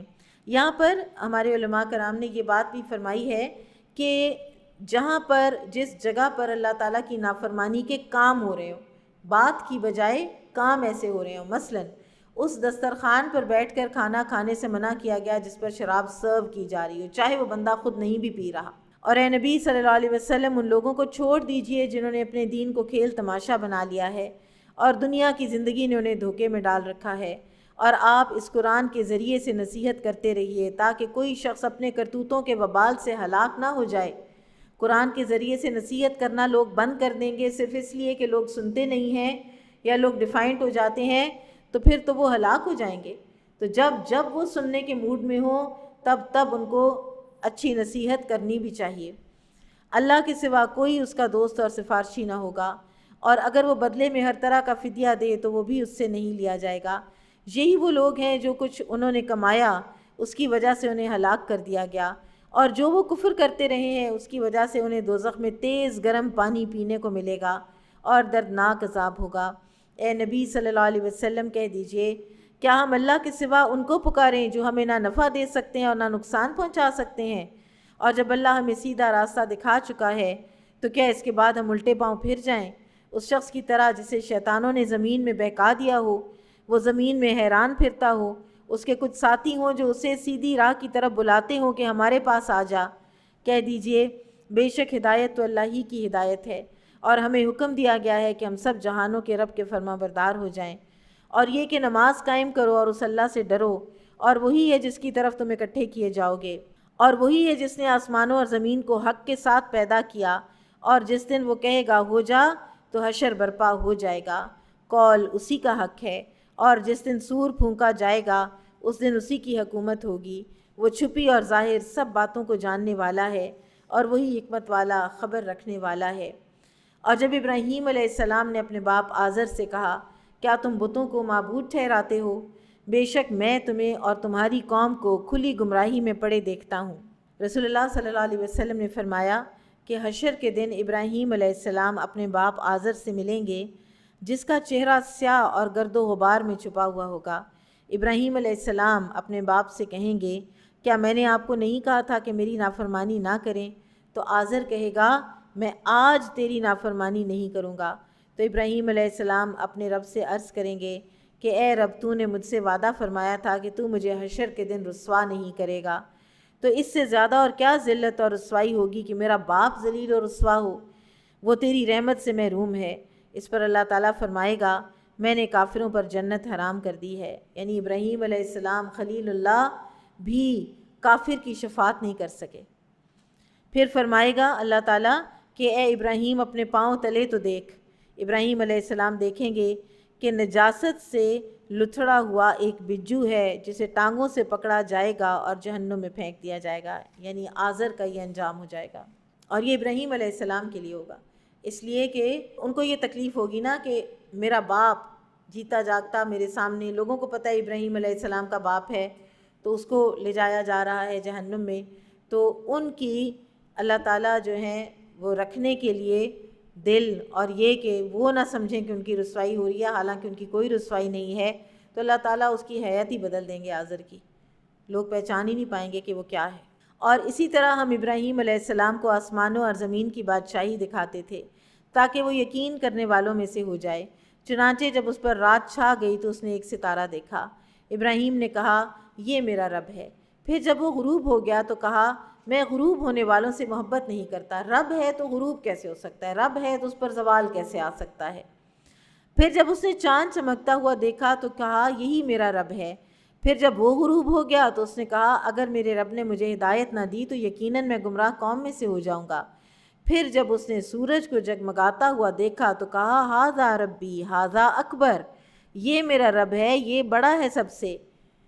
پھر جب وہ بھی غروب ہو گیا تو اس نے کہا اے میری قوم، بے شک جنہیں تم شریک ٹھہراتے ہو میں ان سے بیزار ہوں، بے شک میں نے اپنا چہرہ اس ذات کی طرف مرکوز کر لیا ہے جس نے آسمانوں اور زمین کو پیدا کیا، میں اسی اللہ کا پرستار ہوں اور میں مشرکین میں سے نہیں ہوں، وما انا من المشرکین۔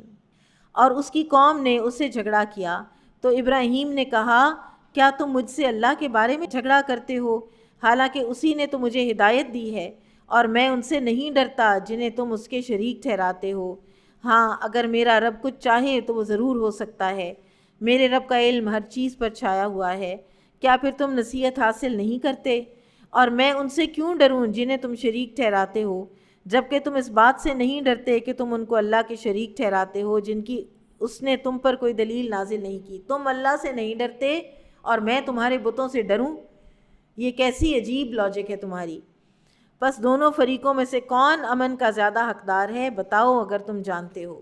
الذین آمنوا ولم یلبسوا ایمانہم بظلم اولئک لہم الامن وہم مہتدون، جو لوگ ایمان لائے اور انہوں نے اپنے ایمان کو ظلم یعنی شرک کے ساتھ خلط ملط نہیں کیا، وہی لوگ ہیں جن کے لیے امن ہے اور وہی ہدایت یافتہ ہیں۔ جب یہ آیت اتری تھی تو صحابہ بڑے گھبرا گئے تھے کہ یا رسول اللہ ہم میں سے کون ہے جس نے ظلم نہ کیا ہو، کچھ نہ کچھ تو ہر انسان سے ہوا رہتا ہے۔ تو آپ صلی اللہ علیہ وسلم نے فرمایا کہ یہاں پر مراد وہ ظلم عظیم ہے جو سورہ لقمان میں ہے، ان الشرک لظلم عظیم، شرک ظلم عظیم ہے۔ جو شرک سے بچا رہے گا اور اپنے ایمان کو شرک سے خلط ملط نہیں کرے گا تو ایسے لوگوں کو امن ملے گا، قیامت کے دن کا امن ملے گا، حشر کے میدان کا امن ملے گا، اور پھر گائیڈ کیے جائیں گے وہ جنت کی طرف انشاءاللہ۔ اور یہ ہے ہماری دلیل جو ہم نے ابراہیم کو اس کی قوم کے مقابلے میں دی تھی، ہم جسے چاہیں اس کے درجے بلند کرتے ہیں، بے شک آپ کا رب بہت حکمت والا خوب جاننے والا ہے۔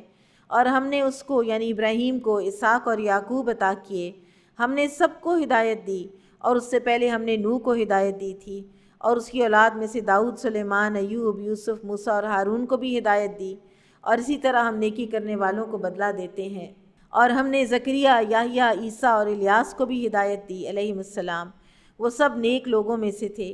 ہم نے اسماعیل، الیسع، یونس اور لوط کو بھی ہدایت دی، اور ان سب کو ہم نے جہانوں پر فضیلت دی، اور کچھ کو ان کے باپ دادا، ان کی اولاد اور ان کے بھائیوں میں سے، اور ہم نے انہیں چن لیا اور سیدھی راہ کی طرف ہدایت دی۔ یہ اللہ کی ہدایت ہے، وہ اپنے بندوں میں سے جسے چاہتا ہے اس کی طرف رہنمائی کرتا ہے۔ اور اگر وہ لوگ شرک کرتے تو جو وہ عمل کرتے تھے برباد ہو جاتے۔ یہ وہ لوگ ہیں اولئک الذین آتیناہم الکتاب والحکم والنبوۃ فإن یکفر بها ہؤلاء فقد وکلنا بها قوما لیسوا بها بکافرین اولئک الذین ھدی اللہ فبہداہ مقتدی۔ یہ وہ لوگ ہیں جنہیں ہم نے کتاب، حکمت اور نبوت دی تھی۔ اب اگر یہ لوگ اس ہدایت کو ماننے سے انکار کرتے ہیں تو بے شک ہم نے اس کے لیے ایسی قوم تیار کی ہے کہ وہ ان کا انکار کرنے والی نہیں ہے۔ یہ لوگ ہیں جنہیں اللہ نے ہدایت دی، لہٰذا اے نبی آپ بھی ان کے طریقے کی پیروی کریں۔ کہہ دیجئے میں اس پر تم سے کوئی اجر نہیں مانگتا، یہ تو تمام دنیا والوں کے لیے نصیحت ہے۔ یہاں پر ہمیں یہ پتہ چلتا ہے کہ اللہ سبحانہ و تعالیٰ نے دیگر انبیاء کرام کو بھی ہمارے لیے اسوہ حسنہ بنایا ہے۔ ہم نے نبی صلی اللہ علیہ وسلم کی اقتداء اور اتباع تو کرنی ہی ہے، ہمیں دیگر انبیاء کرام کا اسوہ حسنہ بھی ہم نے پڑھنا بھی ہے اور اس کو اپنانا بھی ہے۔ اس لیے کہ ہم دیکھتے ہیں کہ انبیاء کرام کی کتنی کتنی خوبصورت دعائیں اللہ تعالیٰ نے قرآن میں رکھ دی ہیں، اور کیسا کیسا خوبصورت ان کا ایکشن، ان کی قربانیاں، ان کی استقامت اللہ تعالیٰ نے ہمیں قرآن حکیم میں بتائی۔ اسی وجہ سے رسول اللہ صلی اللہ علیہ وسلم کے ساتھ ساتھ دیگر انبیاء کرام بھی ہمارے لیے اسوہ ہیں۔ ان کی جو اللہ تعالیٰ کی اطاعت اور عبادت میں جو قوت تھی وہ بھی ہمارے لیے اسوہ ہے۔ سورہ صاد میں اللہ تعالیٰ فرماتے ہیں وَاذْكُرْ عِبَادَنَا إِبْرَاهِيمَ وَإِسْحَاقَ وَيَعْقُوبَ اُولِي الْأَيْدِي وَالْأَبْصَارِ۔ یاد کریے اس کتاب میں، قرآن میں، ہمارے بندوں ابراہیم، اسحاق اور یعقوب کو، جو بڑے قوت والے تھے اور بڑی بصیرت رکھنے والے تھے، اللہ تعالیٰ کی اطاعت میں وہ بہت قوی تھے۔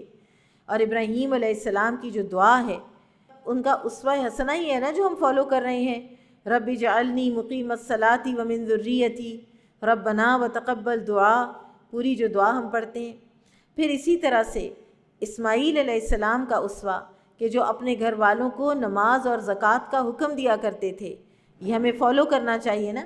ہمیں دیکھنا چاہیے کہ یہ اللہ تعالیٰ نے انبیاء کرام کی کس کس بات کی تعریف فرمائی ہے۔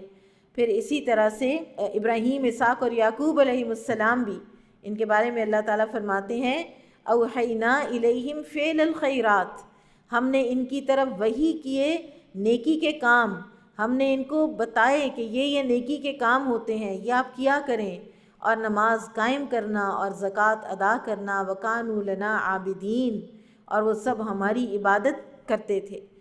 تو ان کی انبیاء کرام کی عبادت کا اسوہ، پھر اسی طرح سے ان کا اللہ کے ذکر کرنے کا اسوہ، اور ان کے گڑ گڑانا اپنی دعاؤں میں، ایوب علیہ السلام کا گڑ گڑانا وَأَيُّوبَ إِذْ نَادَىٰ رَبَّهُ أَنِّي مَسَّنِيَ الضُّرُّ وَأَنْتَ أَرْحَمُ الرَّاحِمِينَ۔ کوئی بیماری میں یہ دعا کرے ایوب علیہ السلام کی طرح کی عاجزی اختیار کرتے ہوئے، ان کو یاد کرتے ہوئے، تو اللہ تعالیٰ فرماتے ہیں فَاسْتَجَبْنَا لَهُ فَكَشَفْنَا مَا بِهِ مِن ضُرٍّ، ہم نے دعا قبول کر لی اس کی، اور جو تکلیف اس کو تھی ہم نے دور کر دی۔ اسی طرح سے یونس علیہ السلام کا اسوہ لا الہ الا انت سبحانک انی کنت من الظالمین، ہمیں کس نبی سے ملی ہے یہ دعا؟ یہ یونس علیہ السلام کی دعا اللہ تعالیٰ نے رکھی۔ اور قرآن میں اللہ تعالیٰ فرماتے ہیں کہ ہم نے اس کو غم سے نجات دلائی، مچھلی کے پیٹ سے، وَكَذَلِكَ نُنْجِي الْمُؤْمِنِينَ، اور اسی طرح ہم مومنوں کو نجات دیتے ہیں۔ جو مومن بھی اس طرح اس دل کی حضوری کے ساتھ، اس طرح اپنی لغزشوں اور خطاؤں کی کو ایکسیپٹ کرنے کے بعد، اعتراف کے بعد، اور اللہ کی تسبیحات بیان کرتے ہوئے اللہ کے آگے عاجزی اختیار کرے گا، تو اللہ ایسے ہر مومن کو اسی طرح مشکل سے نجات دیں گے جس طرح یونس علیہ السلام کو دی۔ اسی طرح زکریا علیہ السلام، ان کی دعا ربی لا تذرنی فردا وانت خیر الوارثین، اور ایک خاص بات جو اللہ تعالیٰ ان تمام انبیاء کرام کی دعائیں بتانے کے بعد ہمیں بتا رہے ہیں، وہ ہے سورہ انبیاء میں کانوا یسارعون فی الخیرات ویدعوننا رغبا ورہبا وکانوا لنا خاشعین۔ صرف دعائیں اپنی زبان سے پڑھ لینا اس کا اتنا اثر نہیں ہوگا جتنا ان کے اسوہ کو پراپر پوری طرح دیکھنا کہ پوری زندگی میں کیسے تھے۔ نمبر 1، یسارعون فی الخیرات، نیکی کے کام میں جلدی کرتے تھے، وَيَدْعُونَنَا رَغَبًا وَرَهَبًا، اور ہمیں پکارتے تھے رغبت کے ساتھ بھی اور ڈرتے ہوئے بھی، وَكَانُوا لَنَا خَاشِعِينَ، اور ہمارے آگے عاجزی اختیار کی ہوئی تھی انہوں نے۔ ابن القیم رحمہ اللہ فرماتے ہیں کہ اس دنیا اور آخرت کی کوئی بھی فلاح، کوئی بھی سعادت جو ہے وہ رسولوں کے اسوہ میں موجود ہے، رسولوں کے اتباع میں ہے۔ آپ کو اس کے علاوہ اور کوئی راستہ مل ہی نہیں سکتا۔ آپ کو ناپاک سے پاک کو علیحدہ کرنے کی معرفت چاہیے، آپ کو اللہ تعالیٰ کی رضا چاہیے، آپ کو اچھے اخلاق، اچھے اعمال، اچھے اقوال کی طرف کوئی گائیڈ لائن چاہیے، تو وہ آپ کو رسولوں کی اقتداء کے بغیر کہیں پر بھی وہ چیز آپ کو ملے گی نہیں۔ اور انہوں نے اللہ کی قدر نہیں کی جس طرح اس کی قدر کرنے کا حق ہے۔ جس وقت انہوں نے کہا اللہ نے کسی بشر پر کوئی چیز نازل نہیں کی، کہہ دیجئے پھر وہ کتاب کس نے نازل کی تھی جسے موسیٰ لائے تھے، جو تمام انسانوں کے لیے روشنی اور ہدایت تھی، جسے تم متفرق اوراق میں نقل کرتے ہو، اس میں سے کچھ تم ظاہر کرتے ہو اور بہت کچھ چھپا لیتے ہو، اور اس کتاب کے ذریعے سے تمہیں وہ علم دیا گیا تھا جو نہ تمہیں حاصل تھا اور نہ تمہارے باپ دادا کو، کہہ دیجئے وہ اللہ نے نازل کی تھی، پھر انہیں ان کے حال پر چھوڑ دیجئے، وہ اپنی نکتہ چینیوں میں کھیلتے رہیں۔ اور یہ کتاب قرآن مجید ہم نے اسے نازل کیا ہے، یہ برکت والی، تصدیق کرنے والی ہے اس کتاب کی جو اس سے پہلے آئی تھی، تاکہ آپ ام القریٰ یعنی مکہ اور اس کے آس پاس والوں کو ڈرائیں۔ مکہ کے آس پاس سے مراد پوری دنیا کے لوگ ہیں، اور جو لوگ آخرت پر ایمان رکھتے ہیں وہ اس قرآن پر بھی ایمان رکھتے ہیں، اور وہ اپنی نماز کی حفاظت کرتے ہیں۔ اور اس سے زیادہ ظالم کون ہے جو اللہ پر جھوٹ گھڑے یا کہے کہ مجھ پر وحی نازل کی گئی ہے۔ یہ بہت بڑے بڑے گناہ ہیں جن کا یہاں پہ ذکر کیا جا رہا ہے کہ کوئی انسان کہے کہ مجھ پہ بھی وحی آتی ہے، حالانکہ اس پر کوئی وحی نازل نہیں کی گئی۔ اور جس نے کہا کہ میں بھی ایسی چیز نازل کر سکتا ہوں جیسی اللہ نے نازل کی ہے، نعوذ باللہ، قرآن کو ری رائٹ کرنے کی یا دوبارہ یا قرآن کے مقابلے میں کوئی کتاب لانے کی کوشش مسیلمہ کذاب نے کی تھی۔ کاش آپ ظالموں کو دیکھیں جب وہ موت کی سختیوں میں گرفتار ہوتے ہیں اور فرشتے یہ کہتے ہوئے اپنے ہاتھ پھیلائے ہوئے ہوتے ہیں کہ نکالو اپنی جانیں، آج تمہیں ذلت کا عذاب دیا جائے گا۔ یہ بھی عذاب قبر پر دلیل ہے کہ اس وقت ان کو کہا جا رہا ہے کہ آج تمہیں ذلت کا عذاب دیا جائے گا، حالانکہ ابھی میدان حشر تو آیا نہیں، ابھی تو وہ دوزخ میں گئے ہی نہیں، کیونکہ تم اللہ پر ناحق باتیں گھڑتے اور اس کی آیتوں سے تکبر کرتے تھے، اور یقیناً تم ہمارے پاس اکیلے آئے ہو، جس طرح کہ ہم نے تمہیں پہلی بار پیدا کیا، اور ہم نے تمہیں جو کچھ عطا کیا تھا وہ تم اپنے پیچھے چھوڑ آئے ہو، اور ہم تمہارے ساتھ تمہارے وہ سفارشی نہیں دیکھ رہے جن کی بابت تمہارا دعویٰ تھا کہ بے شک وہ تمہاری بندگی میں اللہ کے شریک ہیں، ان سے تمہارا تعلق یقیناً ٹوٹ گیا ہے اور وہ تم سے کھو گئے ہیں جنہیں تم اپنے معبود سمجھتے تھے۔ ان اللہ فالق الحب والنوا یخرج الحی من المیت ومخرج المیت من الحی ذالکم اللہ فانا تؤفکون۔ فالق الاصباح، بے شک اللہ دانے اور گٹھلی کو پھاڑنے والا ہے، وہ زندہ کو مردہ سے اور مردہ کو زندہ سے نکالتا ہے، یہ ہے اللہ۔ چنانچہ تم کہاں بہکائے جاتے ہو؟ آپ کے گھروں میں ضرور، آپ کے گارڈنز میں کوئی نہ کوئی پلانٹ ہوگا، کوئی بیج جو آپ نے بویا ہوگا، پھر وہ پھٹا ہوگا، پھر وہ اس کے اندر سے، آپ سوچیں وہ کتنی طاقت ہوتی ہے، سوئی جتنی اس چھوٹی سی اس چیز کے اندر کہ مٹی کو پھاڑ لیتی ہے یا وہ گٹھلی کو پھاڑ لیتی ہے، حالانکہ آپ اپنے دانتوں میں اس گٹھلی کو نہیں توڑ پا رہے ہوتے۔ تو یہ اللہ تعالیٰ ہے جو گٹھلی کو پھاڑتا ہے، اور زندہ کو مردہ سے اور مردہ کو زندہ سے نکالتا ہے۔ اس ڈیڈ ایک سیڈ کے اندر سے اللہ تعالیٰ ایک زندہ جیتا جاگتا پلانٹ نکال دیتے ہیں۔ وہ صبح کی سفیدی نکالتا ہے، اور اس نے رات کو سکون کا باعث بنایا، اور سورج اور چاند کو وقت کے حساب کا ذریعہ بنایا۔ یہ سب بہت زبردست خوب علم والے کا اندازہ ہے۔ اور وہی ہے جس نے تمہارے لیے ستارے بنائے تاکہ ان کے ذریعے سے تم خشکی اور تری کے اندھیروں میں راہ پاؤ۔ نارتھ سٹار سے راستہ پایا جاتا ہے۔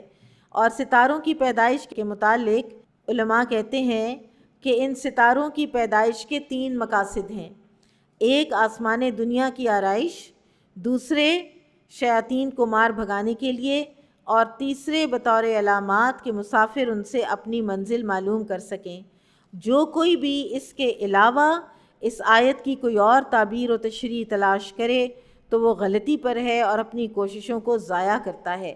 یعنی کوئی یہ کہے وَهُوَ الَّذِي جَعَلَ لَكُمُ النُّجُومَ لِتَهْتَدُوا بِهَا فِي ظُلُمَاتِ الْبَرِّ وَالْبَحْرِ، تو خشکی اور تری میں جو یہ ستاروں سے جو ہدایت پائی جاتی ہے، اس ہدایت کو کوئی اور رنگ دینا یا اس کو نجوم کی طرف لے جانا یہ کوششوں کا ضیاع ہے۔ اور یہ جتنا جتنا کوئی نجوم میں آگے بڑھتا ہے اتنا اتنا ہی وہ جادو میں آگے بڑھتا ہے۔ بے شک ہم نے اپنی آیتیں اہل علم کے لیے کھول کر بیان کر دی ہیں۔ اور وہی ہے جس نے تمہیں ایک جان سے پیدا کیا، چنانچہ ہر ایک کے لیے ایک جائے قرار ہے اور ایک جائے امانت۔ ہم نے اپنی آیتیں ان لوگوں کے لیے کھول کر بیان کر دی ہیں جو سمجھ رکھتے ہیں۔ اور وہی ہے جس نے آسمان سے پانی نازل کیا، پھر ہم نے اس کے ذریعے سے ہر قسم کی نباتات پیدا کیں، پھر ہم نے ہری بھری کھیتیاں اگائیں جن سے ہم ایک دوسرے سے جڑے ہوئے دانے نکالتے ہیں، اور کھجور کے شگوفے سے پھل کے گچھے پیدا کیے جو بوجھ سے جھکے جاتے ہیں، اور انگور، زیتون اور انار کے باغ لگائے جن کے پھل ایک دوسرے سے ملتے جلتے ہیں مگر ہر ایک کی خصوصیات جدا جدا ہیں۔ یہ درخت جب پھل دینے لگتے ہیں تو ان کے پھل دینے اور ان کے پکنے کی حالت کو دیکھ کر غور کرو۔ یہ ہے اللہ تعالیٰ کی نشانی۔ اگر اللہ تعالیٰ کی نشانی چاہیے تو کسی بھی ایک اللہ تعالیٰ کی مخلوق پہ غور کر لیں۔ آپ ایک فروٹ ٹری کے پھول سے پھل لگنے پر آپ غور کر لیں۔ آپ کسی ایک پرندے کی، کسی ایک چڑیا کے نیسٹ میں جو ہو رہا ہے آپ اس کے اوپر غور کر لیں۔ آپ کو اللہ تعالیٰ کی پہچان نہ آئی تو اس کا مطلب ہے کہ ویسے ہی دل کے اوپر مہر لگ چکی ہے۔ بے شک اس میں ان لوگوں کے لیے نشانیاں ہیں جو ایمان لاتے ہیں، اور اس پر بھی لوگوں نے جنوں کو اللہ کا شریک ٹھہرا دیا، حالانکہ اسی نے تو انہیں پیدا کیا ہے، اور انہوں نے بغیر کسی علم کے اللہ کے بیٹے اور بیٹیاں گھڑ لیے۔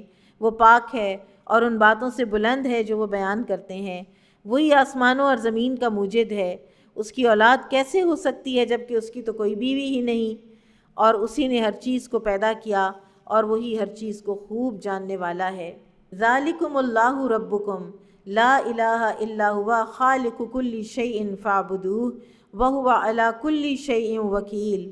یہ ہے اللہ رب تمہارا، اس کے سوا کوئی معبود نہیں، وہی ہر چیز کو پیدا کرنے والا ہے، لہٰذا تم اسی کی عبادت کرو، وہ ہر چیز پر نگران ہے۔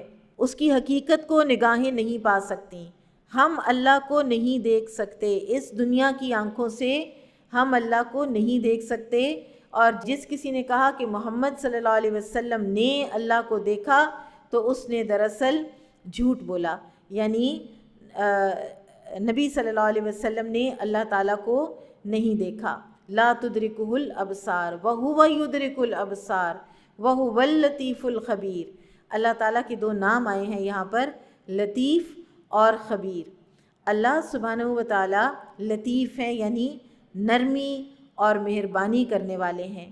اللہ سبحانہ و تعالیٰ اپنے جو قریبی جو اولیاء، انبیاء اور علم میں راسخ پختہ کار لوگ ہوتے ہیں انہیں بصیرت عطا فرماتے ہیں، یہ اللہ تعالیٰ کا لطف ہے۔